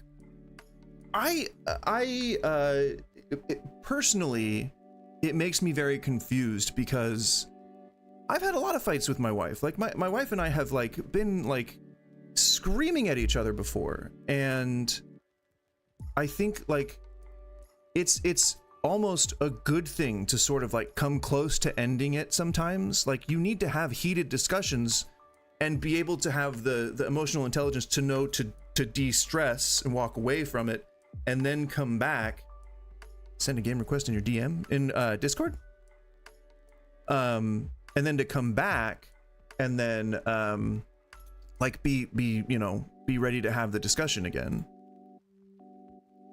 Oh yeah, I've seen that. It's a horror game. It's pretty weird. But yeah, I saw that one of the Kaiser, like, freaking text me. One of the YouTubers that I watch played it. Manly Badass Hero. Shout out if you guys like his content, or if you guys like that kind of content. He's pretty good. And his username is hilarious. Manly Badass Hero. So good. So yeah, I think that it is hasty to recommend to a stranger to end a decades-long marriage. I think what people are doing when they say that is they want to like have power over something. Like they want to date, or they want to talk to the person that they're with, or they want to talk to the person that they're having a problem with or a disagreement or something. Yeah. So it is, in general, a bad thing to just start yelling at each other. But what I mean when I say like yelling at the top of their lungs, I mean having an intense discussion. I mean like really getting into the nitty-gritty of something. I think when it gets to the point of shouting, you should probably walk away. And that's a biological thing. There are chemicals that cortisol gets released, and it's one of the, it's like the stress, whatever stress hormone or thing. I don't know the technical terms, but I know that cortisol is the culprit. So if you like, Google that. But it keeps you from being reasonable, basically. And no, not basically, like it does literally keep you from being reasonable. So in general, therapists usually tell you that the best thing to do when you start getting heated with your significant other, anyone really, when you start getting heated at all, is to go walk away, and like, you don't necessarily have to do anything physical, but it's usually better to get your heart rate pumping, do like a jog, or do a couple of push-ups, or do like 20 jumping jacks, something like that, and then come back to the conversation. Half an hour, that is sort of the catch-all It's not always. God, man, I can't get Factor to stop doing that. It's not all the time. Like, sometimes you might just need to sleep it off or figure it out in the morning. Sleep on it, I guess is what I was trying to say. But overall, in general, if you're getting heated, then you walk away, or you tell them to walk away. And that's why marriage counseling is important. If you get into therapy and you all meaning the moderator, the therapist, and like the two members in the relationship, or hey, you know, if you're polyamorous, then however you swing. But it's really important to have sort of a structure set to facilitate that kind of stuff. Like, you have to be able to bring each other out of things and say, oh wait, the therapist said that we need to do this and that. So, and yeah, Amy, that's it is a good thing to just encourage people to say like it's creative when you say you can't hear them, and I agree with it, but it is like, that's, you have to be able to distance yourself in some way, or to remind them, you know, like to say like, hey, I cannot hear you right now, you know. Of course, they might say something louder, you know, because they actually think you can't hear them, but that's just logistics. Well, yeah, so Cynical, I don't know if you grew up like me, but when I was growing up, like, I was in an environment where being diagnosed with mental illness meant that you were somehow like weak, or a mistake, or crazy. And so my mom did not, like, if I had any kind of inkling of a mental disorder, like, my mom would just ignore it. And like, she would, like, cause I grew up dealing with ADHD, like severe ADHD. And I didn't learn anything about it until I'm aware that the camera is being turned off. Don't worry. I wasn't aware of it until I almost lost my marriage because of it. And like, I feel like I'm also a bit on the spectrum too, but my whole thing was that people throughout my entire life thought that I was just angry or unemotional. Like, I was like a psychopath. Like, I had no way to understand or process emotions. But really what it was just that I had a defect in my brain that was keeping certain chemicals from hitting the right places. And I couldn't like express emotions correctly. Like, my brain was glitching, and my mom just thought I was like, she's like, nope, we're gonna sweep that under the rug.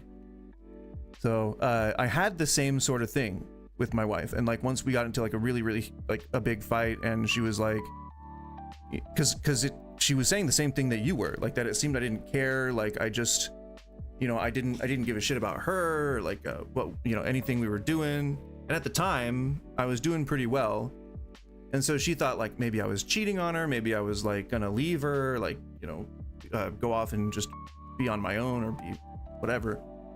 And I went to the doctor for like something completely unrelated, and they like they asked about like my medical history, and I said something like, you know, they used to think that I had ADHD, but I you know, I got over that. And the doctor laughed at me, and they were like, that's what? Like, did you get diagnosed? And I was like, no, I just, my teachers thought I might have it, but my mom, like, she didn't let me go and get tested or assessed or anything like that. And they were like, wow. Like, you probably should. So I did, and they were like, yeah, you have ADHD, like just right away. Yeah. Man, that was another ramble too. I didn't mean to just go off on a tangent about that. That was, you said one thing and then I just storybooked it. Hooey!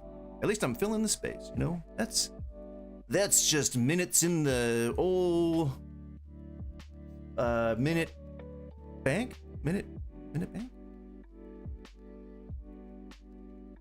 Well, see, I'm cynical. Maybe we're like in reverse, because that was how I started. I was really quiet, and like, I was never a baby who cried. Like, I was just always very, very quiet. Never really stepped out of my lane. And then it became a problem. So yeah, maybe we're in reverse. Or like you're at it. For you, it was a result of stimulus, and then for me, it was like a symptom of a overall thing. Well, yeah, but that's good for de-stressing, decompressing. That's good. That's like if you like get your hands dirty, like working on projects or something. Yeah, or just drawing even. Like that's some badass shit. Like that's a good way to outlet that's a good way to process, because while your brain's occupied, especially if it's something that's just working your subconscious or your creative center, then your memory stuff and like your hippocampus is going through like the events of the day, the events of the year, things that you fixated on, and so it'll let you process while it's kind of resting, while it's in like, I don't know how to describe other than like setting something to run in the background, like to install. Back in the day, people don't really do that anymore because things install and download so quickly now, so not really a good analogy. But back in the day, we used to have to let things download for hours at a time because our internet speeds were not very good. Give me one moment. Be off the mic for just a moment.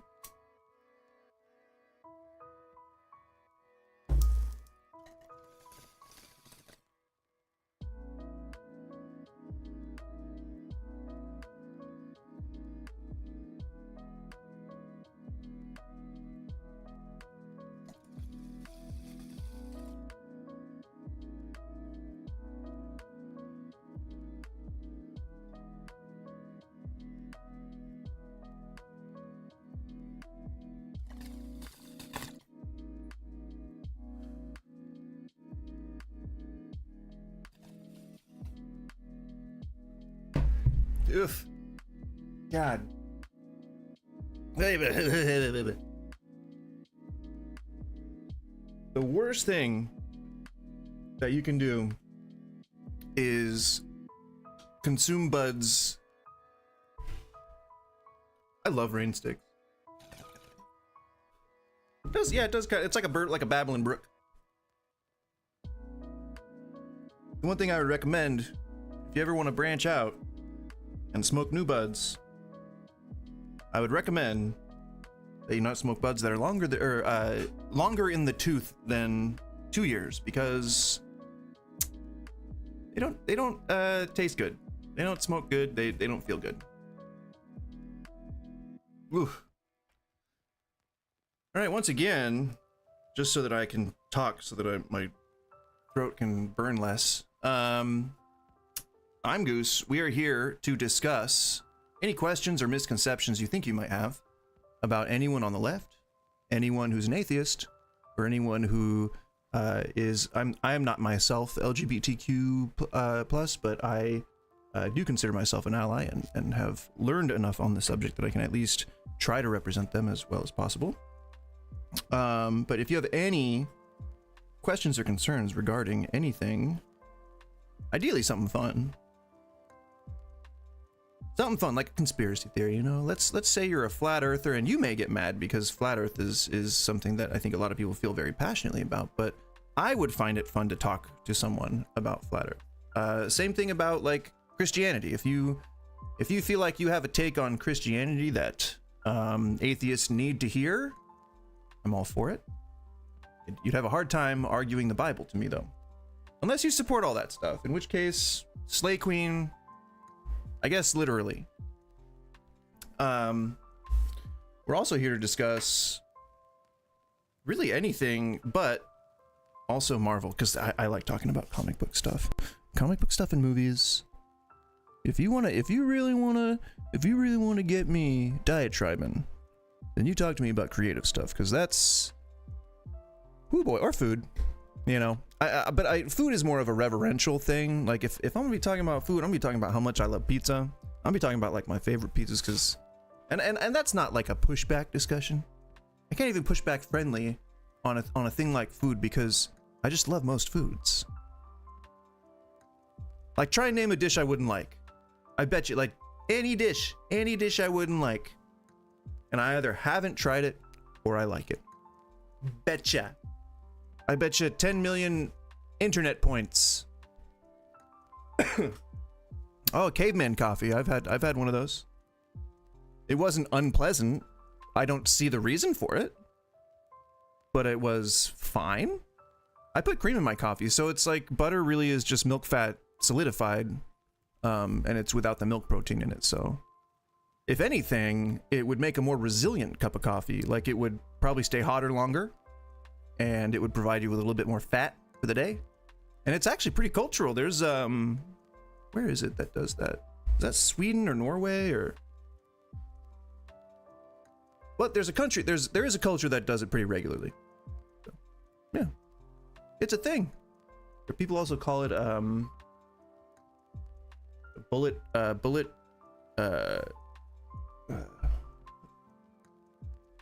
I forget what it is, but people have like a name for it that's like more like badass, you know? Okay, so that was weird and scary. Advice, young men. Oh, I'm sorry, advice for young men. I do fail all of the gamma setting tests on all of the games that I play, so that's probably why I didn't see that for coming into view. Remember when to just about every statement our parents would make, we would ask why. I get it. You need commas. Remember when to just about every statement our parents would make, we would ask why. I wasn't really taught to ask why when I was younger, but I did, so I guess I do remember, but it wasn't whenever. Good practice to keep asking. But primarily of ourselves as we get older. What?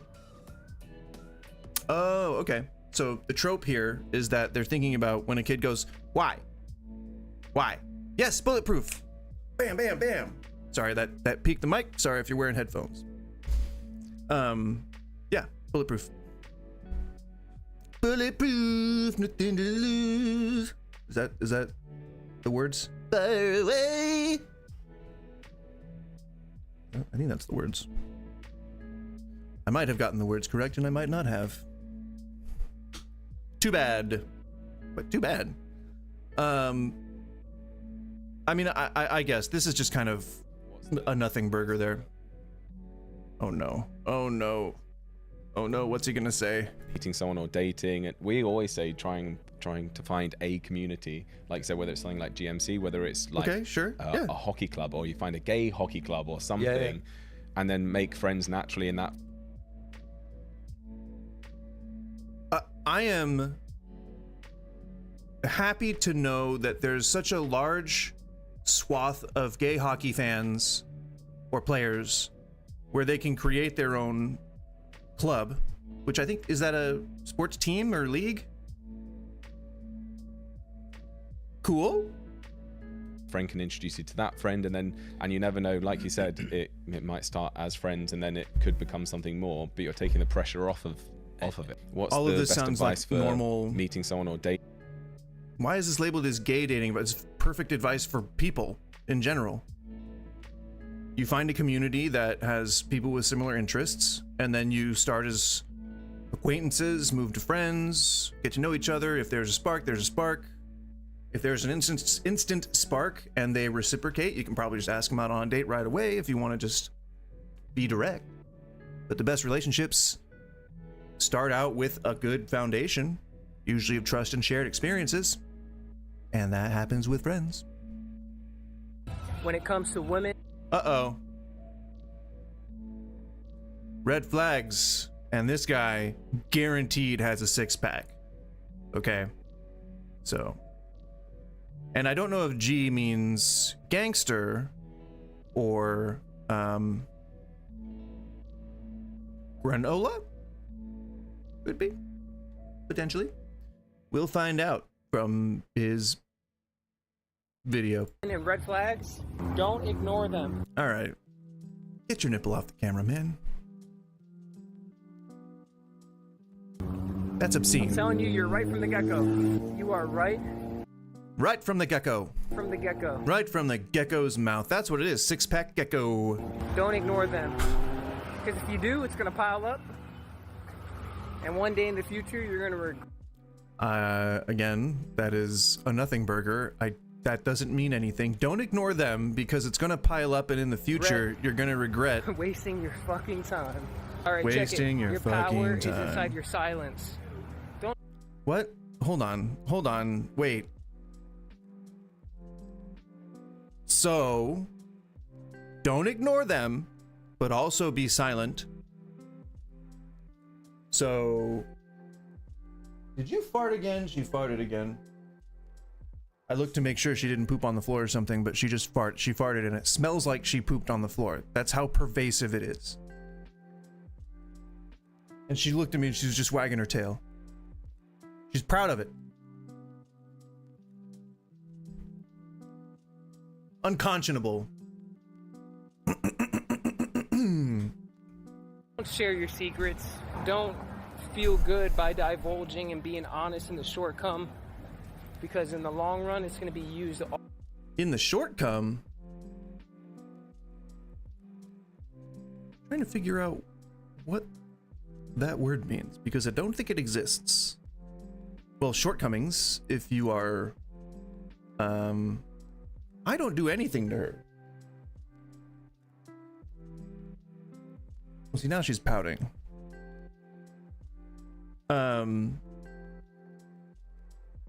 He didn't explain anything. He didn't say what's gonna pile up. What's gonna pile up? Her attention? Like an attention battery? Wasting your fucking time. Don't ignore her, because if you do, it's gonna pile up and you're gonna regret wasting your time. Am I not understanding English right now? Don't ignore her, because if you do, it's gonna pile up and you're gonna regret wasting your time. Okay, if I ignore her, I'm not paying attention to her. Something's piling up. I can't keep up with this. All piling up. What is it? I don't know what it is. It's piling up though. And now time has passed, apparently, and now I regret wasting my time.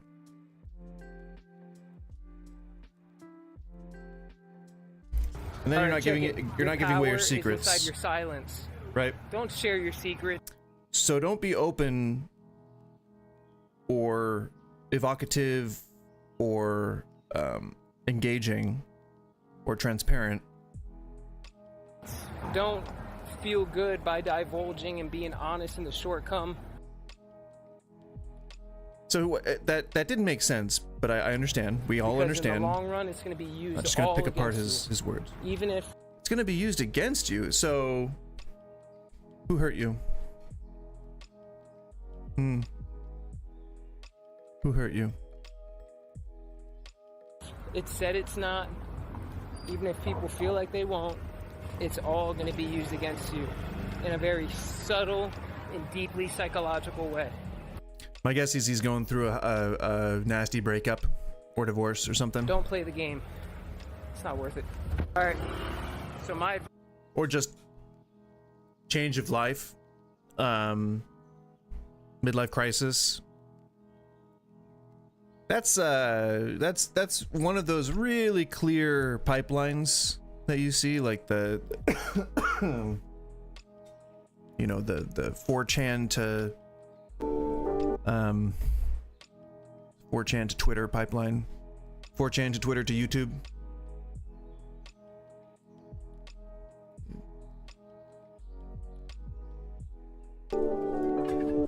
Is this just a meme about dating?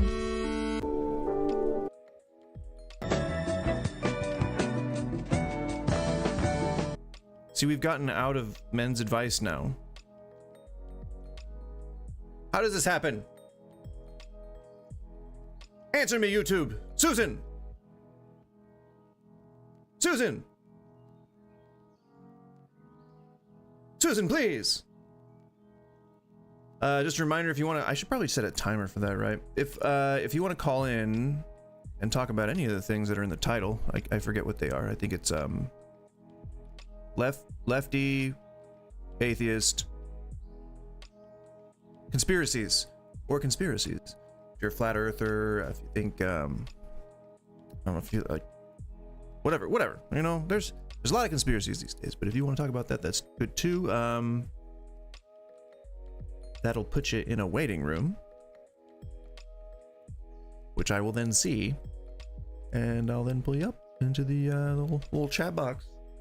Well, it's called the box. I guess chat box sounds more appropriate, doesn't it? But yeah, also willing to talk about other stuff, as I said before, like Marvel and Marvel, comic book stuff, nerd stuff. Whatever's clever. Can't think of a word that rhymes with clever. Whatever's clever.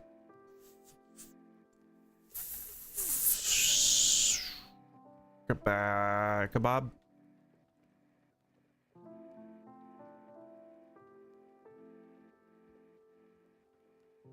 Oh yeah, see, that's someone talking about it. Is that the meat guy? Dan Bilzerian? What are the common assumptions, the biggest ones making that are women holding guys back chase when you. it comes to attracting women? Ooh. What are the reframes or the best Saucy. strategies that you've deconstructed from yourself? Okay, so the most common problems I would say would be some mindsets, like, you know, limiting beliefs is a big one, like thinking like, oh, I'm not tall, so women aren't going to be attracted to me, or I'm not rich, so I can't get women. Not Have three. He had self-confidence. every single thing that guys think that they need and didn't do it, right? And I have another sample goes into a bunch story. of guys in my fraternity that were short, that didn't have money, that were a part of it. Still But talking I think about it.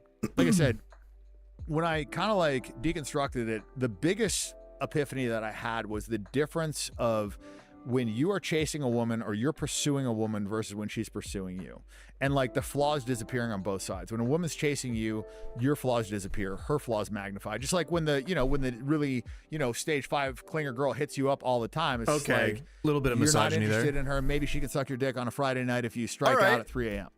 Hey, buddy, you're on YouTube. Okay? All right? One can get by, but knowing you, I'm probably going to hear a couple of more. And I don't have a bleepy button here, all right? I don't know how you got on here, but it slipped through the cracks for you. I hope it slips through the cracks for me. All right? But you're talking very inappropriate for YouTube, okay, sir? Right? But like, the same thing's true for women, is like when these guys massively over communicate interest, they know they can have them, and then it's No, that's a false equivalency. You just named two different things. like a conversation of do they That want one's them? And when you're looking misogynist at too. Flaws, you're gonna find them. Like you've got flaws, I've got flaws. Like everybody has flaws, right? So when you're looking for flaws, they stand out. But when you're pursuing something, like think an oct. Oh no, it was fine. He meant to be that way. He meant that it's you're looking at flaws in yourself, and then you're looking at the flaws in women. I get it. Like 5 guys want something, 5 guys are bidding for something, and like you really want it, and you Like she's property to be owned, right? have this idea In in your so mind of, many like, when dog you wanted whistles. something, you didn't get it, and the fear of loss. You're not thinking about what's wrong with it. You're just, how do I get it? Right? Just like, and this is probably the most common mistake guys make, is they're like,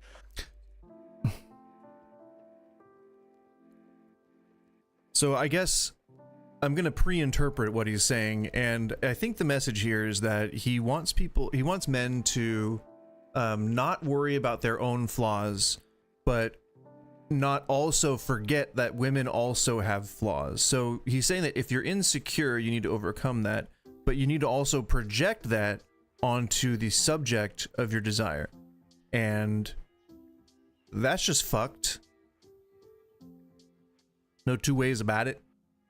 So let's maybe he'll do like a quick U-turn and then go in a different direction, but I'm going to say probably not. this girl's hot, how do I fuck her? That's the thought process. Like, oh my God, she's so beautiful. Like, I would marry that girl. But How if many you start, times you heard a guy but say, if you start pointing out their faults, like he's recommending, then you're going to be like, oh, okay, well, I'll just put it back in my pants then. Fuck. Say like, oh my God, she's so hot, I would marry her. Put him on a list. What if she has AIDS? What if she's a pathological liar? Jesus! The first thing he said was the big A? My God. 95,000 guys. What if she's just like a... Okay, 95,000. Wow. A serial cheater. Like, what if this girl has massive problems? What if she's bipolar? Who is she cheating on if she's sleeping with 95,000 guys? Is that even possible? I don't, biologically and logistically, I don't know if that's possible. There was a record. I saw it on Reddit. There was a record where somebody, they had set a very high bar, a very high number in the dozens of thousands for consecutive sessions of sleeping with different people. And I think that was, it was a period of weeks, I believe, if not 4 weeks, if not a whole month, then like only about 3 weeks. But I think it took, no, it might have taken drastically shorter. I don't know.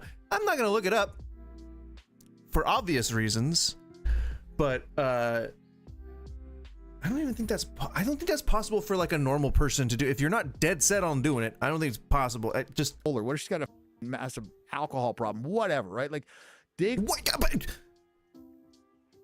if she's got a massive alcohol? If you're meeting her in a situation, if this woman has a massive alcohol problem and you're like meeting them like where they live, where they are, where they're at, which is probably like a bar or a club or a restaurant or something. You're not just looking at them on Tinder, or they're probably going to ask you to go to like a bar or a club or have some drinks on the night that you're there, meeting them. And like, what part of any of that introduction would you have said if you're stuck in this situation? What should you have said at some point? Oh, I don't drink, or oh, I don't date girls who drink, or I prefer to have partners who tend to not consume alcohol, though sometimes it's fine. But you can't, like, this is like, for him, this is like an arranged marriage, or like or just a random person that he's like, hey baby girl, let me get you in this restaurant right here. I can show you how to have a real good time. You know? That's what I'm guessing. That's how he views this. And let's hope that, again, he just does a U-turn, like a quick heel flip. A little bit deeper, like be discerning, like go. Nope, he's still encouraging people to find their flaws so that you don't end up wasting time, I guess. Going to the interaction, like wanting to find you want out someone more about perfect, the girl, not just accepting but you know her that you're not looks as perfect. being enough. And I think that's the biggest problem that guys make, is that they just like, the looks are enough, and then the conversation is like, how do I get her to like me? So you're already going in there with a handicap. Like when a salesman comes in, like he's already. Women are not property. I don't think it's good to start equating sales techniques to dating. I don't. In 2025, 10 months ago, my God. In 2025, I don't know why that has to be said. Coming in from a handicap versus like when somebody goes into the store because they need milk, they just go to the aisle, they find the milk and they buy it. Versus if you show up at the door and you try and sell them milk, then be like, oh, well, who is this guy? Is the milk old? Can I trust this? You know what I mean? Like the difference, like when you want something, it's just. So when you go to the woman's store, you can just buy whoever you want. But when someone comes to sell you a woman at your door, you have to find out details about it. Like, how do I get it? It's not. Why is this man talking right now? So that would be the biggest thing, and I figured that out. Well, either way, again, applying sales tactics to dating is still pretty friggin' weird. Because I had a big sample size of girls that wanted to me that I screwed. Come on, man.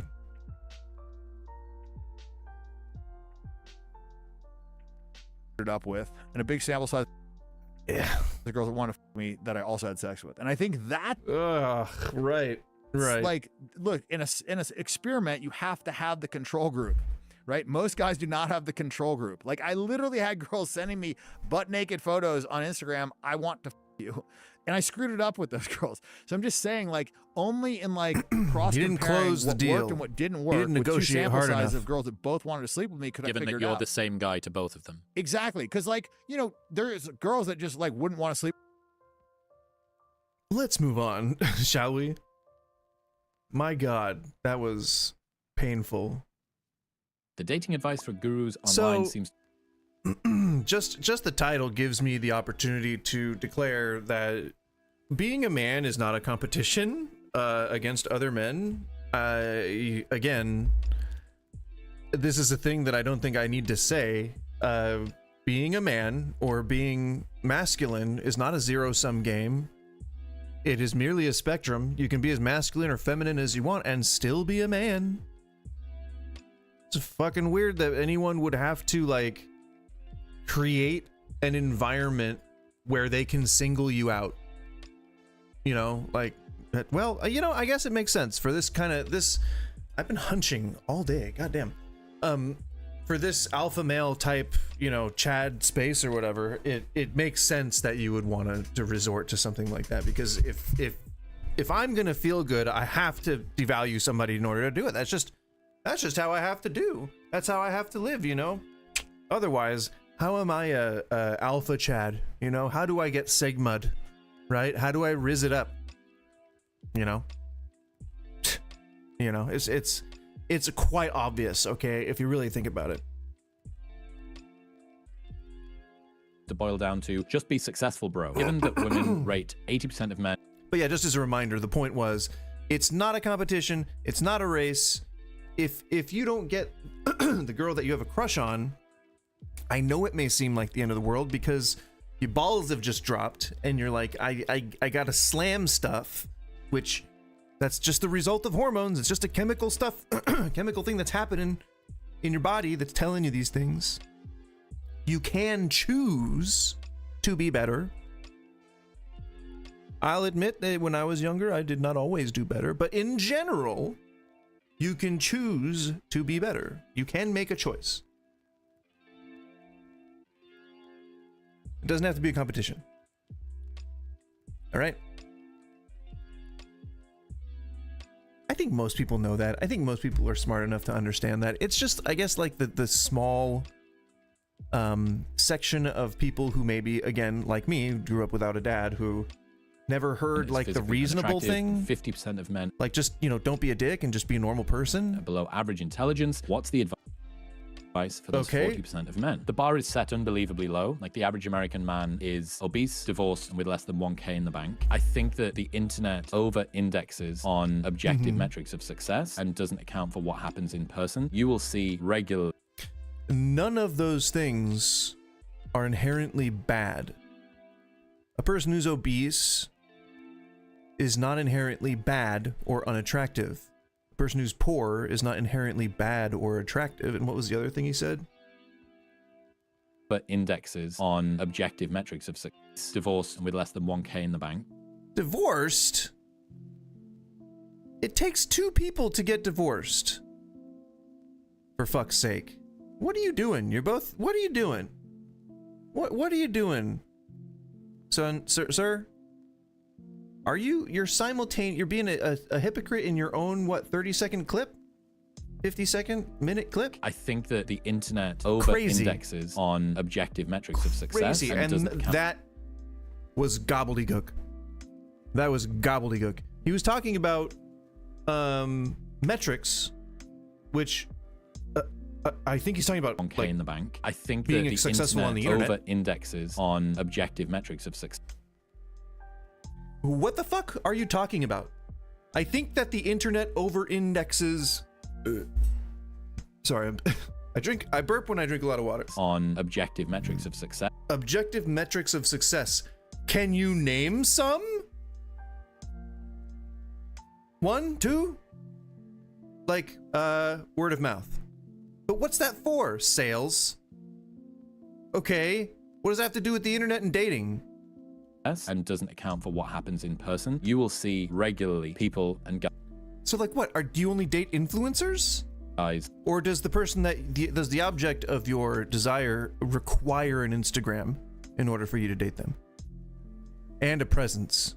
That are charismatic, funny, sexy in person, batting way outside of their league if you were to just look at them from an online perspective. Basically, I would say don't. Why do you keep retreating into online? You're facing this person while you're like, I imagine you making this video and there's like a girl you met on Tinder like standing over here at the corner of the room and you've like told her not to not to move so you can make this. And she's like looking around like, I don't know. I mean, he said he was into some weird shit. I didn't think it was gonna be like this. I figured, you know, at least I'd be doing something. She's just sitting there for a minute, you know, and people like this probably record this stuff in blocks. So it was probably like an hour of recording. Don't overthink what the internet says. Dude, if you go to the gym 3 times a week for a year, you're probably in the top percentile of all fitness people on the planet. If you spend $300 on a... What? I think the average...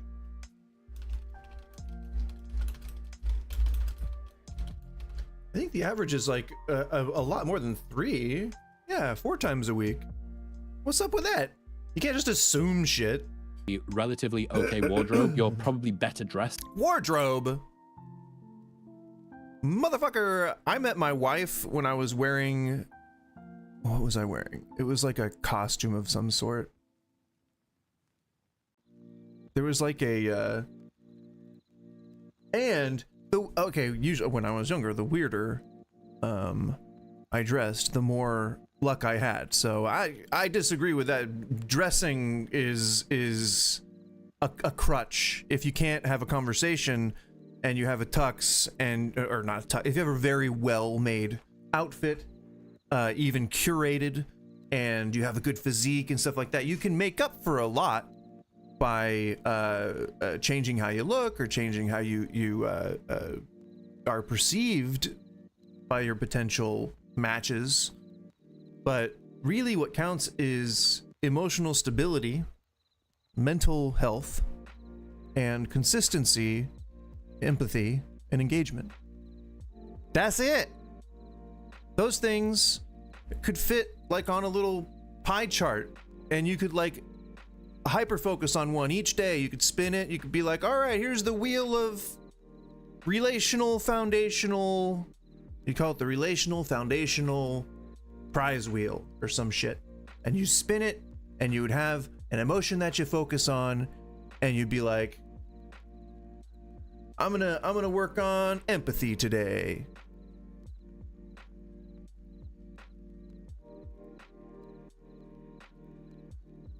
I can prove that good-looking people are jerks with this simple.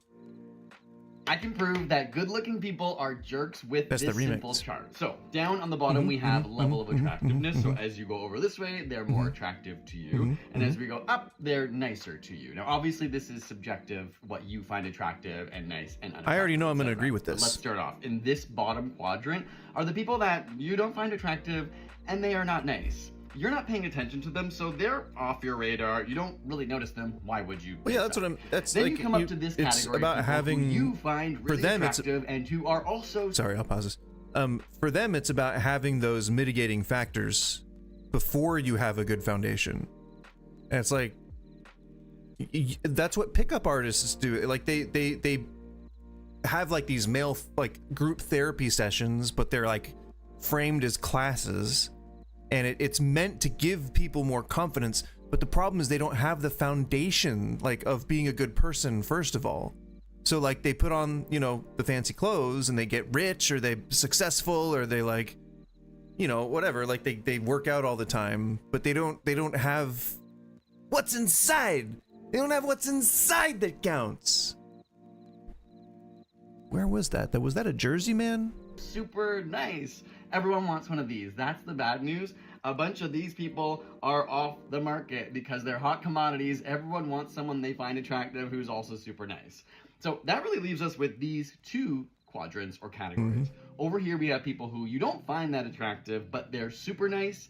But the problem is when you're in the dating pool, you're often judging people first based on their looks. Obviously, if you know anything, you know that someone's personality can actually make them way You more eat with your attractive. eyes first. But That having said that, sounds a lot of people disgusting, aren't but paying I just attention meant to people they translate a don't food really term find into a attractive dating at term. first, But that, I guess, even if is they have on great its face personalities. disgusting. So what Let's happens pretend I is never said you're it. mostly focusing on this category. People who are really attractive to you, but are not very nice. Now, you think it's all of them, but Hey, you lots know, of these people are not there. some What guys are into happens that. Is from your perspective, you're Some more guys likely to meet people who you like find when, attractive and a are person jerks is not very nice. because you're not paying attention to these categories. So at the end of the day, good-looking people probably aren't more likely to be can jerks, pay for that but kind of from stuff. your perspective, you're more likely to come across people who are jerks who are good-looking.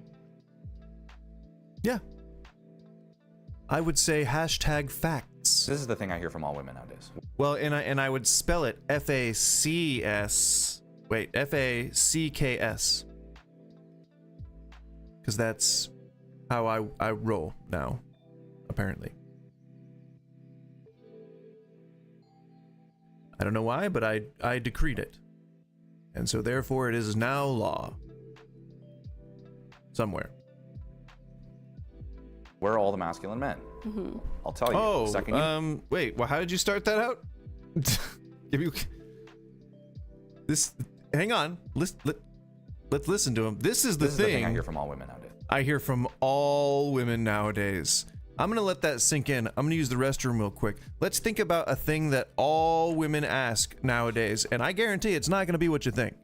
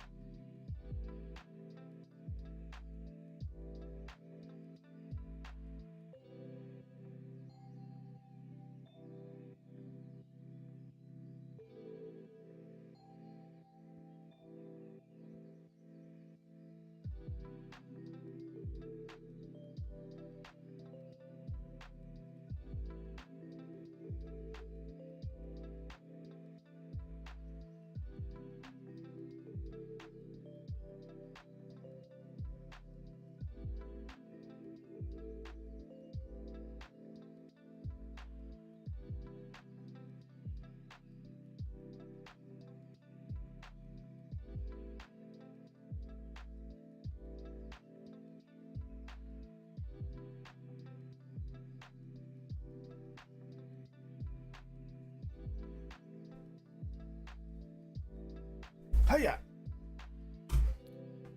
That's what I do when I sit down. You really gotta you gotta hiya. You gotta really like, A lot of them on TikTok, whatever, making videos to the effect of saying, "Where are all the masculine men?" But yeah, it is indeed. We're all the masculine men. I'll tell you. The second you meet them, you run and hide. What? Because they don't want to sacrifice a part within themselves, so that would require them to show up. Men are not willing to What? That's just balloon juice. give up their commitment for somebody that is still committed to other things. And women need to really understand that, is that it's not easy to be with a real man. Most women say they want a high-value alpha male. They don't. They've been trained to want men that lie to their face. And that needs to be challenged. This is the thing I hear from all women nowadays. What? What? What? What? So they don't want to give a piece of themselves. They don't want to sacrifice a piece of themselves. They don't want to sacrifice a part within themselves, so that would require them to show up. That would require them to show up. That's not sensical. I don't know what that means. Show up, like be present in someone's life. They don't want to sacrifice a part of themselves to be a part of somebody's life. So they don't seek real men? What? Men are not willing to give up their commitment for somebody that is still committed to other things. And women And I think he's saying, like, for lifestyle wise. Yeah, I feel like there's some context that is drastically needed here. The best advice I give people is, I'm hoping this is going to be, like, good. Your 20s are the best years of your life. Says someone who clearly is upset about not being in theirs. You're young, you probably look pretty good, you're healthy, you know, you've got all these things going on. I want you to have some fun, and I want you to have adventures. I don't want you to be 22.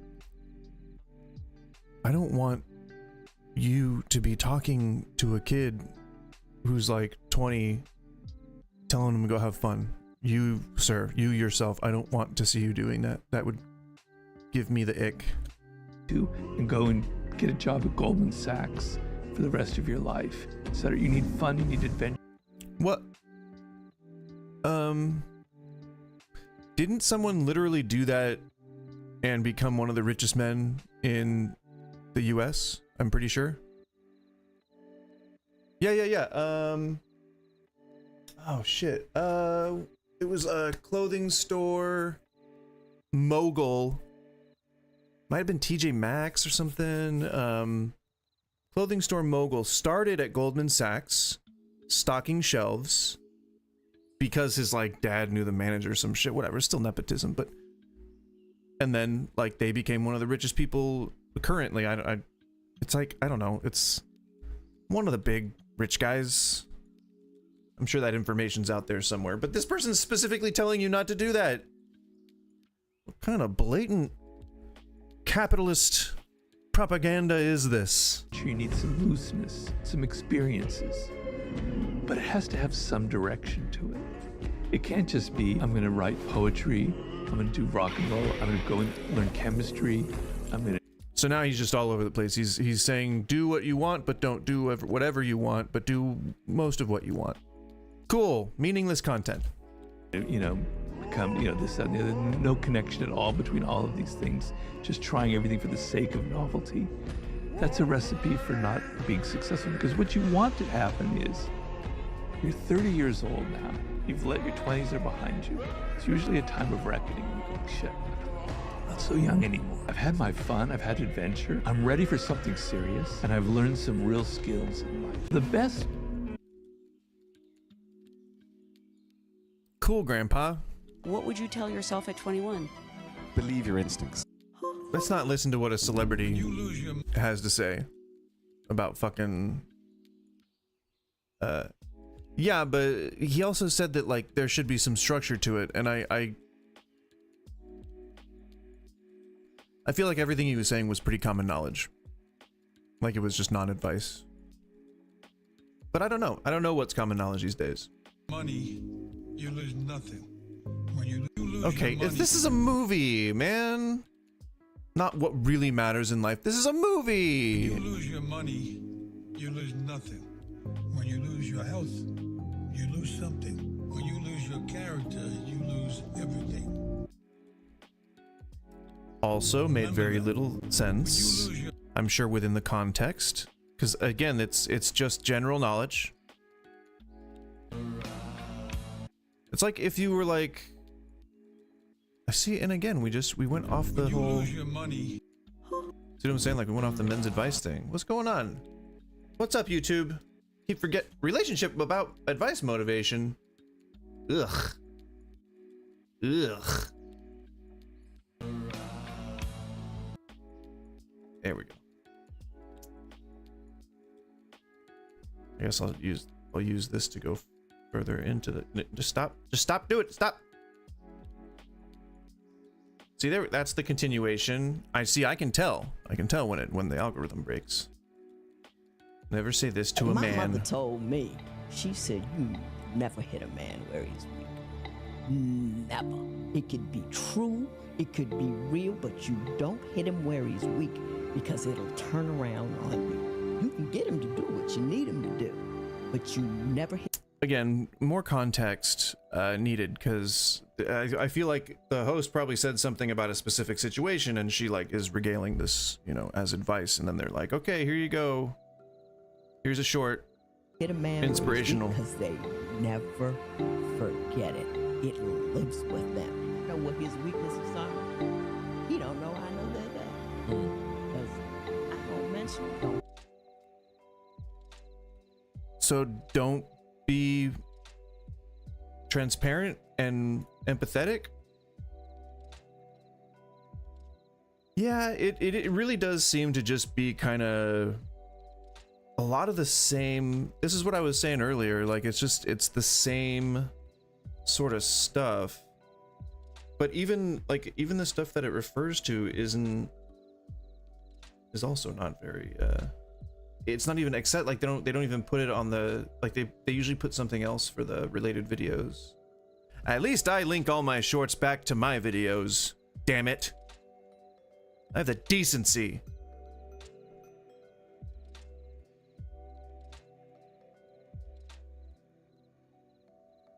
Okay.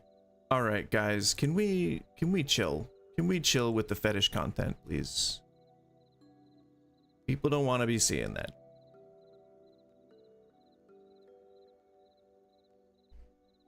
I don't know who JJ McCullough is, but I don't think I'm gonna either vehemently disagree or fully agree. Oh, here we go. Let's hear what the Dry Creek Wrangler School has to say. Here, Dry Creek Wrangler School. Apparently nothing. It's September 4th, the first day of classes. my earbud went dead. Or is this in mono? So we wanted to make a video before we got too busy and make sure we keep content up. We started to make one out under the tree this morning, but is he gonna have good advice? Again, which we are not complaining. We've needed rain so bad. What I want. And it rained all night last night, and it's raining this morning. So we moved into the barn in here this morning. And Mama says it's okay, it's rustic. And speaking of Mama, we got when I was looking for we are almost like conspiracy content before he showed up, but it wasn't conspiratorial or anything. I was like something right now. What the hell is this? And at the rate that it's climbing, it was like nothing. In just a few days here, by the time it's time to do the next video, we'll be at. We'll see if it's not going to be spicy. Ew! Learn how to seduce anyone. This was the guy that had the bad advice about being in your prime in your 20s.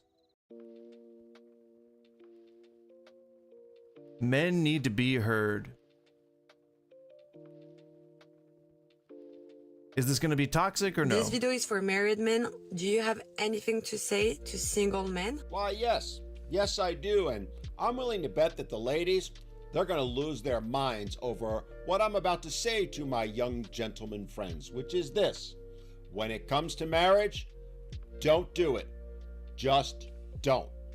Look, I'm all for marriage, and it should be something for us to strive for. Completely betraying your premise in the first statement there is a bold move. Oh, a lot of unhappy men. Oops, unhappy men. Oh my God, the comments. Okay. But, and this is a big but, the risk nowadays far outweighs any possible reward. 55%. I feel like I need to stop whatever bullshit he's about to start saying by pointing out, I'm an aquaholic. Let's get ship-faced. Of course, being next to Dead Men Tell No Tales makes it a little bit sinister. And why do you have stuffed animals? Is that the S of the SS on a pillow that you have with SS as the O in love? Because that wouldn't be surprising. Of all Not marriages everybody's a end Nazi. up in divorce. Most often filed by the woman because she's bored or thinks she can do better. That's an absolute no projection there whatsoever. reality. And oh yeah, those other 45% who do stay together, well, roughly a third of the men in them are absolutely miserable. Okay. So anybody who's married is miserable. Okay, go on. But choosing to stay due to finances or the kids. Remember, even the so-called good ones, all of them can be turned, especially once all her single jealous girlfriends start telling. Oh, so he wasn't talking about good people, good women is what he was talking about. Even good women can be turned. So yeah. Her for months or years even that you're a points. loser A and lot of that points in she my can brain. do better. And in that divorce, you'll almost certainly lose everything. So is it going to be that hard to determine what has gone on in his life around the time he was married. I don't think it's like super difficult to determine what went on. Your house, the good car, your pets. Oh, that's why he lives at the beach, because she took the house. Access to your Because it's the one that the fucking kids live in. children and, most likely. oh yeah, a good portion of your income for years to come. Well, you knew it probably would end up being like that if you ever got divorced. Or are you the kind of guy that believes that divorce is not allowed for some people? So while marriage used to be the ideal, it isn't anymore. Instead, what I would do is choose to live together, if anything. Make sure you set up a trust that owns all your property, so she can't get access. I mean, well, while this is misogynist, I don't think that a civil union, just if you're just civilly unioning together, without like getting married, and you just live together and you're like deep roommates, and like you share finances and whatnot, you have kids, like that's fine. That marriage is just a fucking thing, man. Like if you're gonna it feels so weird. It's nothing. Like it's marriage is just a title that you're giving to people, and it's just so weird to have to say like you don't have to be married, and you don't have to be, well, yeah, exactly. So you can just be together with someone, but if you're choosing to get married and like and you like it gets messed up and you get divorced, then like you know what's involved in that. You know that there's gonna be some amount of like court proceedings, there's gonna be some discussion over custody, like that's how divorces work. And either the solution is you stay married, you said it yourself, good sir, either the solution is you stay in the marriage and be miserable, or you are divorced. Like Access to it.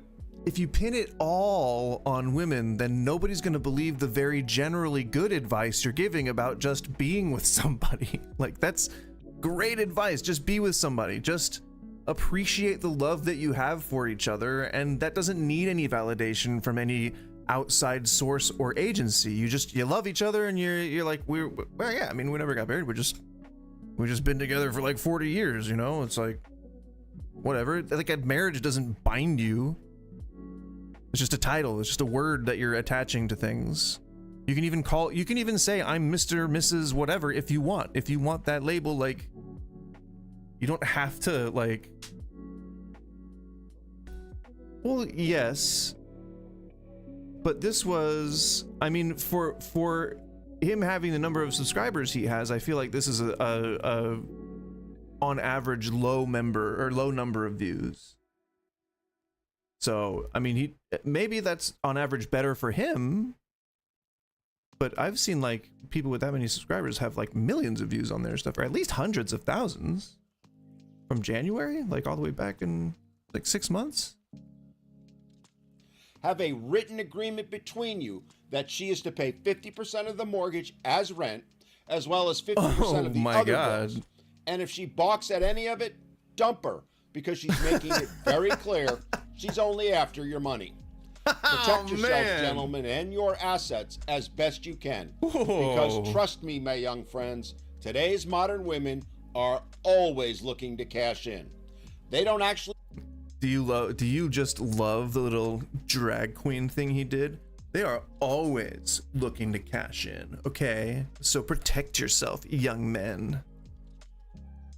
Young man.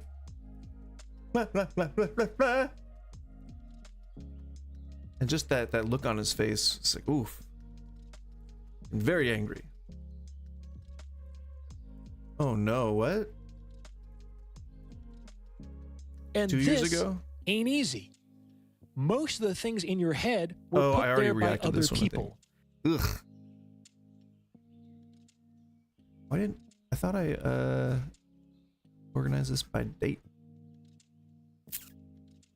Ah, there it is. There it is. Mindset master. Gross.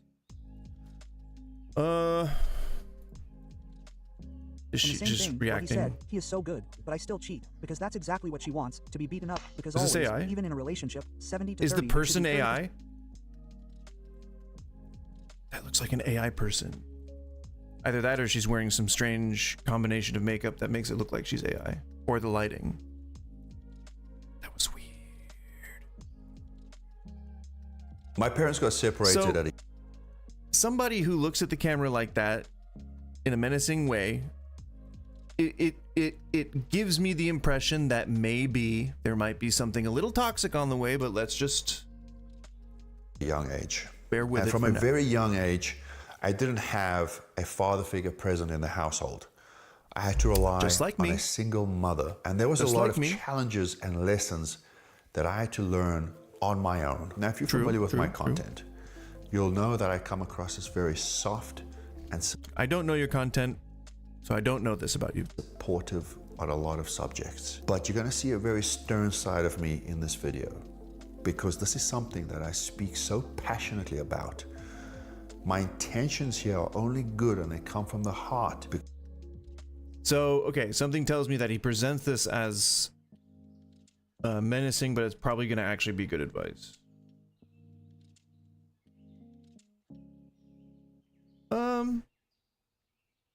Maybe.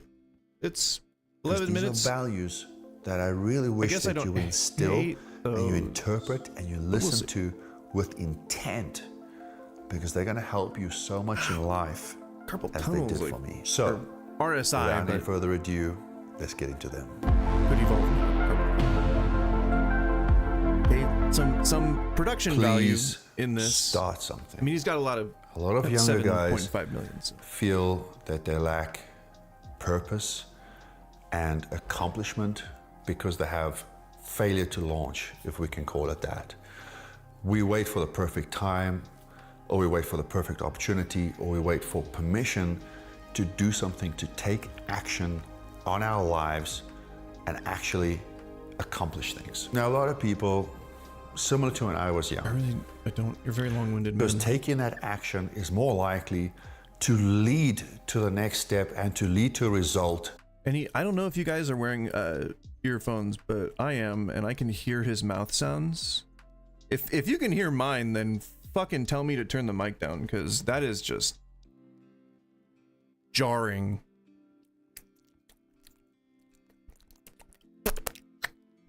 Gross. Then without taking action at all. You don't need to start a company. This is the one that I really want to is hear. coming to save you. And I know that might seem a bit harsh, and it's very unpleasant for a lot of us to hear that. But as we grow older and as we become adults, the only person that we have to fall back on is ourselves. Up until a certain age and up until a certain point, our parents are going to be there to support us. But as we grow older, we have to rely on and we have to count on ourselves in order to save ourselves. You know, I got to a point in my life where I was desperate for assistance. Yeah, he was. That was some. Also mouth sounds. I realized it. I think then that I was like, I can hear everything going on in there. Begging for It's weird. assistance. I couldn't rely on my mother. She didn't have the financial means. So I think this guy has genuinely good intentions. It seems like it just from the two. And the it two was a minutes, massive 2.5 turning point minutes for I've me. seen. Because I realized the only person that I had. But I think that he's got a misconception here, and I'll explain why in a second. That could get me through the situation was myself. And through that process, I struggled a lot. It was incredibly difficult. You're almost there. But You're almost there. I knew I couldn't have a victim mindset, because if I stayed the victim and if I played the victim, I would never be able to achieve anything. Now, this doesn't mean that you have to do everything on your own. This doesn't mean that there aren't people that you can rely on. But in order to take that first step, get yourself off the ground, and launch and take action, you have to do it for yourself, and you have to be dependent on yourself. So please, you are the hero of your own story. You've got to act like it. Master He almost got it. He almost like worked his way there and then just went, "Er." So you don't always have to depend on yourself. Even if you grew up seeing, and I know this having the background that he's talking about. He grew up without a dad. He grew up having to take care of himself, single mom, working, all that kind of stuff. You don't have to take care of yourself. That is a choice that the adults in your life make, and you can become self-aware younger and try to ask for the things that you need, but it's your fucking parents' responsibility to provide for you. And I guarantee you, because my mom felt this way, and this is one of the reasons why I fucking hate her, she assumed that any assistance, any perception of needing assistance was a loss, was a failure. And because of that, I never got the diagnoses that I probably should have needed. I never got the assistance that I probably should have gotten, and I didn't have any of the opportunities. I lost the opportunity with the gifted and talented education program because my mom didn't want to adhere to the schedule so that I could show up for the activities that they were doing. Like, that's like, I think I was going to use a term that's a bit vulgar, so I'm not going to use it, but blocking, when you block someone from a rooster, blocking someone from being successful in education, and then physically attacking them when they do bad in school later on. Like, come on, it's your parents' responsibility, and he may not blame his mother for him having to take care of himself, but he absolutely should. And I know that there are a lot of people out there who would say, like, you can't hate your parents, you know, you're blood related. Like, relationships mean fucking shit all. They mean fuck all. I should have said fuck all instead of fucking shit all. My brain got there at some point. But it's, again, like, we are social people, we're social animals, and we like to gather together, but blood relation means absolutely fucking nothing. Like, to, like, in terms of, like, obligation. Like, I am not required, just because I came out of my mom, to take care of her when she gets old. Like, that would be ridiculous to expect me to do that, especially if she ignored me my entire life. Like, what? And there are people out there who have told me that I'm, like, gonna burn in hell. They're not religious, but, you know, my family's not religious, but they have told me, like, you're gonna burn in hell for not wanting to take care of your mom. I'm like, she didn't take care of me. It's like, I understand and appreciate the responsibility that my mom had, and the you know, the space I took up and the sacrifices she had to make to raise me, but you can't along the way do a lot of shitty things and then look back on it and say, you know what, I did the best I could, because that's just not true. And if sure, like, hindsight is 20/20, but if I can look back and I'm self-aware enough to know how fudged up I was when I was growing up, like, surely she saw it at some point. So, you know, it just it leads to that animosity if you become self-aware enough to realize that maybe they did some fucked up shit, or maybe they owe you something. I guess, you know, at least an apology.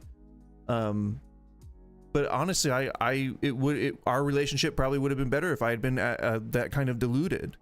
But you don't have to only rely on yourself. If you grow up without a dad, it doesn't, and a mom who works, that doesn't mean that you're alone, ever. Like it's so crazy to assume that you have to do anything on your own. Like, that's just such a, like, there's no such thing as a lone wolf. When lone wolves go out of the pack, they die. Like, that's not how social dynamics work. Like, you can't just be a single thing and then, like, evolve into a god, you know? Like, fuck, man. Yeah, nah. And it's I would say most common for the people in your life that manipulate you the most to use familial ties to get you to capitulate and do whatever they want. Luckily enough, I wasn't like, I didn't spend enough time with my extended family. Like, they were the second marriage. Like, My mom was the only child from the first marriage, and then the kids, they were all younger than her by like 20 years. So when they were all born, she was like off to college already. And so that's like, I never spent time with them.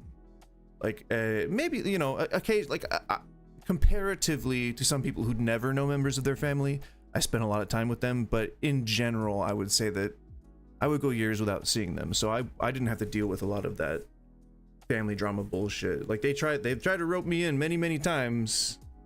Like my mom would be talking to me when we were talking, and she'd be like, "Oh yeah, you know, your aunt left your uncle, and I guess like cheated on him or whatever." And I'd be like, "So who the fuck are these people? Who are you talking about right now?" And she's like, "Your aunt and uncle." I'm like, what? I was at their wedding when I was 9. I just went off on a real tangent there, didn't I? Did I black out? The basics. Don't be sloppy. Keep yourself well kept, keep yourself well groomed. Again, just general advice. Let's beat this dead horse as much as we can. Take care of yourself physically and mentally, you know? Beating that horse, making it specific to men for some reason, you know? Let's just keep it divided. Because people will take you a lot more seriously. But as you work in your way up the ranks, and as you want to be taken... Some of the most well-respected people wear some of the craziest and offensive clothing. Serious, and as you want to be treated seriously, it's very important that we uphold a very good, positive self-image of ourselves. And you don't have to... Why can't we isolate that? Why can't you isolate that? Why can't that be a short? You know, those five seconds, just there you go. There's your short. There's your viral short. Great advice. Be rich. But you don't have to wear by other stuff that's a little bit branded clothes and use misconceived. the most best branded fragrances. But simply keep yourself well kept, keep yourself well groomed, have a good skincare routine, go to brush therapy, your hair, use a nice fragrance, books. because these actions, especially in the business have world, meaningful talks with people. Clean exterior represents develop a clean relationships. interior, and a lot of people judge us, they judge our work ethic based on our outside appearance. Now, please learn criticism to take like criticism without falling apart. If you have the inability to listen to critique, what is this music? And to interpret, sounds like listen to that critique, an 80s horror movie. You're going to be in a position where you can improve yourself. A lot of people take it as a personal attack when they're given criticism or critique. The most successful persons that I know, I would agree with welcome criticism. They ask for criticism. They ask for input, and they ask on how they can improve something, especially when being approached or surrounded by people that know more and have more experience in what they have at something. Again, just general advice. I guess I don't think that it really, this advice isn't like gender specific, you know, like you could just you know, be an emotionally intelligent person. One of the most important pieces. Well, and even then, even if you don't like have the foresight to go to like an organized course or something like that to learn how to process information like a normal person, like most job training teaches a lot of that stuff like sort of out of the box. Like it's almost necessary for a lot of well-functioning performers in some of the most like basic jobs. So if people have the opportunity to learn it several times throughout their life, but their job is probably the most accessible one because they got to get one, you know, like it's feedback is like a 60% of a bottom of the totem pole job, you know, like, so you have to be able to understand and process it, even if you don't agree with what the authority figure is saying, you know, like you have to be present and engaging and engaged enough to be able to process whatever it is they're trying to tell you without flipping off, flying off the handle. Is your friend group can either make you or break you, especially for my younger audiences. Now, see, now you're shifting the burden of how people perceive you to your friends, and that's, I don't know. none of this has been like picking my nose. It itches because I have allergies. So don't you fucking dare. I need to. I don't know. He's given a lot of like general advice that you could find in any like Men's Health article, but he's given it in a way that it seems to contradict other points. Your friend group will make or break you, and you can only do this on your own. I don't know. I think, yeah. So I'll use this as sort of my good place to stop, and we'll do like sort of the what did we learn today? Because honestly, I feel like the message that he should be communicating, that you really have to read between the lines to receive, is that everything can be an issue and nothing can be an issue. A lot of the stuff that we assign as must-haves are really must-haves for most people in order to be reasonable, emotionally intelligent, or empathetic in whatever way. Tailoring it to a specific gender only increases the gap between the two, and I think what's really the most important advice to give to anybody who might be questioning phases of their lives or how to proceed with any specific task or critical decision that they need to make is to find your own happy medium between whatever you hear from whatever sources you particularly, engage with. If you are always on TikTok, you take your advice from TikTok, I wouldn't advise that. But if you do that, I would say learn that and then learn the opposite and see what works best for you, because that shit's all on a spectrum, man. Like, our mental health is a spectrum, sexuality is a spectrum, gender's a spectrum, everything's a spectrum, man. Like, you really just got to find the balance that works best for you, and that's really what these guys should be saying. But that ain't gonna get the viral course selling viewership that they need. So perhaps what would be best before or after whatever phase of giving someone advice, perhaps the best practice is to determine whether or not what you're looking at in general is a scam or is made to sell you something. I think that's probably the best place to start from. So I don't know, that's just my 2 cents from an old man. Anyway, that's a really good place to start. That's a really good place to start. Ooh, I want something grilled now. To start? Just cannot speak like a person, for any length of time. It comes out in short like bits, but it's never there for long. I always devolve into gibberish. Anyway, today's been Talk Tuesday. We didn't do much. I did most of the talking, which is fine. Actually, I don't mind that. But I'm gonna keep hammering away at the old Talk Tuesday thing, and we'll see what we can beat out of it. Eventually, we're going to get into some kind of a discussion about something Marvel related, because I know there's someone out there with a passionate opinion that's going to stumble upon this stream one day, and you'll all see. But until then, I've been Goose. This has been Talk Tuesday. The title today was a bit nebulous, but next week I'll probably have something more concrete. I don't know. Is it a scam? Was the first thing to come to my mind, so.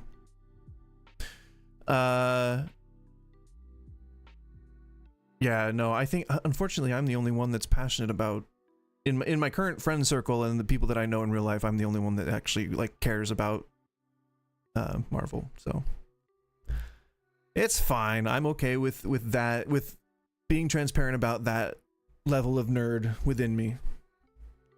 I used to, but I lost track. I would collect maybe compendiums right now, like entire story arcs, but I don't think that I would try and get into single issues again.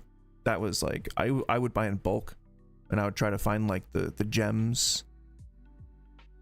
Ugh. That drove me away from collecting anything, honestly. All right, well, thanks guys for stopping in. If you stopped in and you lurked towards the end, then please feel free to like and subscribe. I said it a few times earlier. I feel like I just gotta say it at the end. That's just kind of par for the course. Could get that Gotta get that SEO. Oh, there's a belly that needs scratching. See that rolling around there? That's a belly that needs some pats. All right, guys. Thanks so much. Have a great day. Enjoy. If there's sunshine where you are, go and enjoy it. And if there's not, then I guess call a friend who is in a place with sunshine and be like, describe the outside for me. Describe it. And then they'll probably get kind of confused and they'll be like, I'm not sure, like, what you're talking about. Yeah, it's 85. Dogs aren't going for a walk today, unfortunately. If their little paws can get like all burnt up, then I don't want to chance it. And that usually tops out at around like 110, 115, something like that. And it is probably more close to like 135, 100. That asphalt really retains heat. Anyway, see you later, guys. Thank you so much.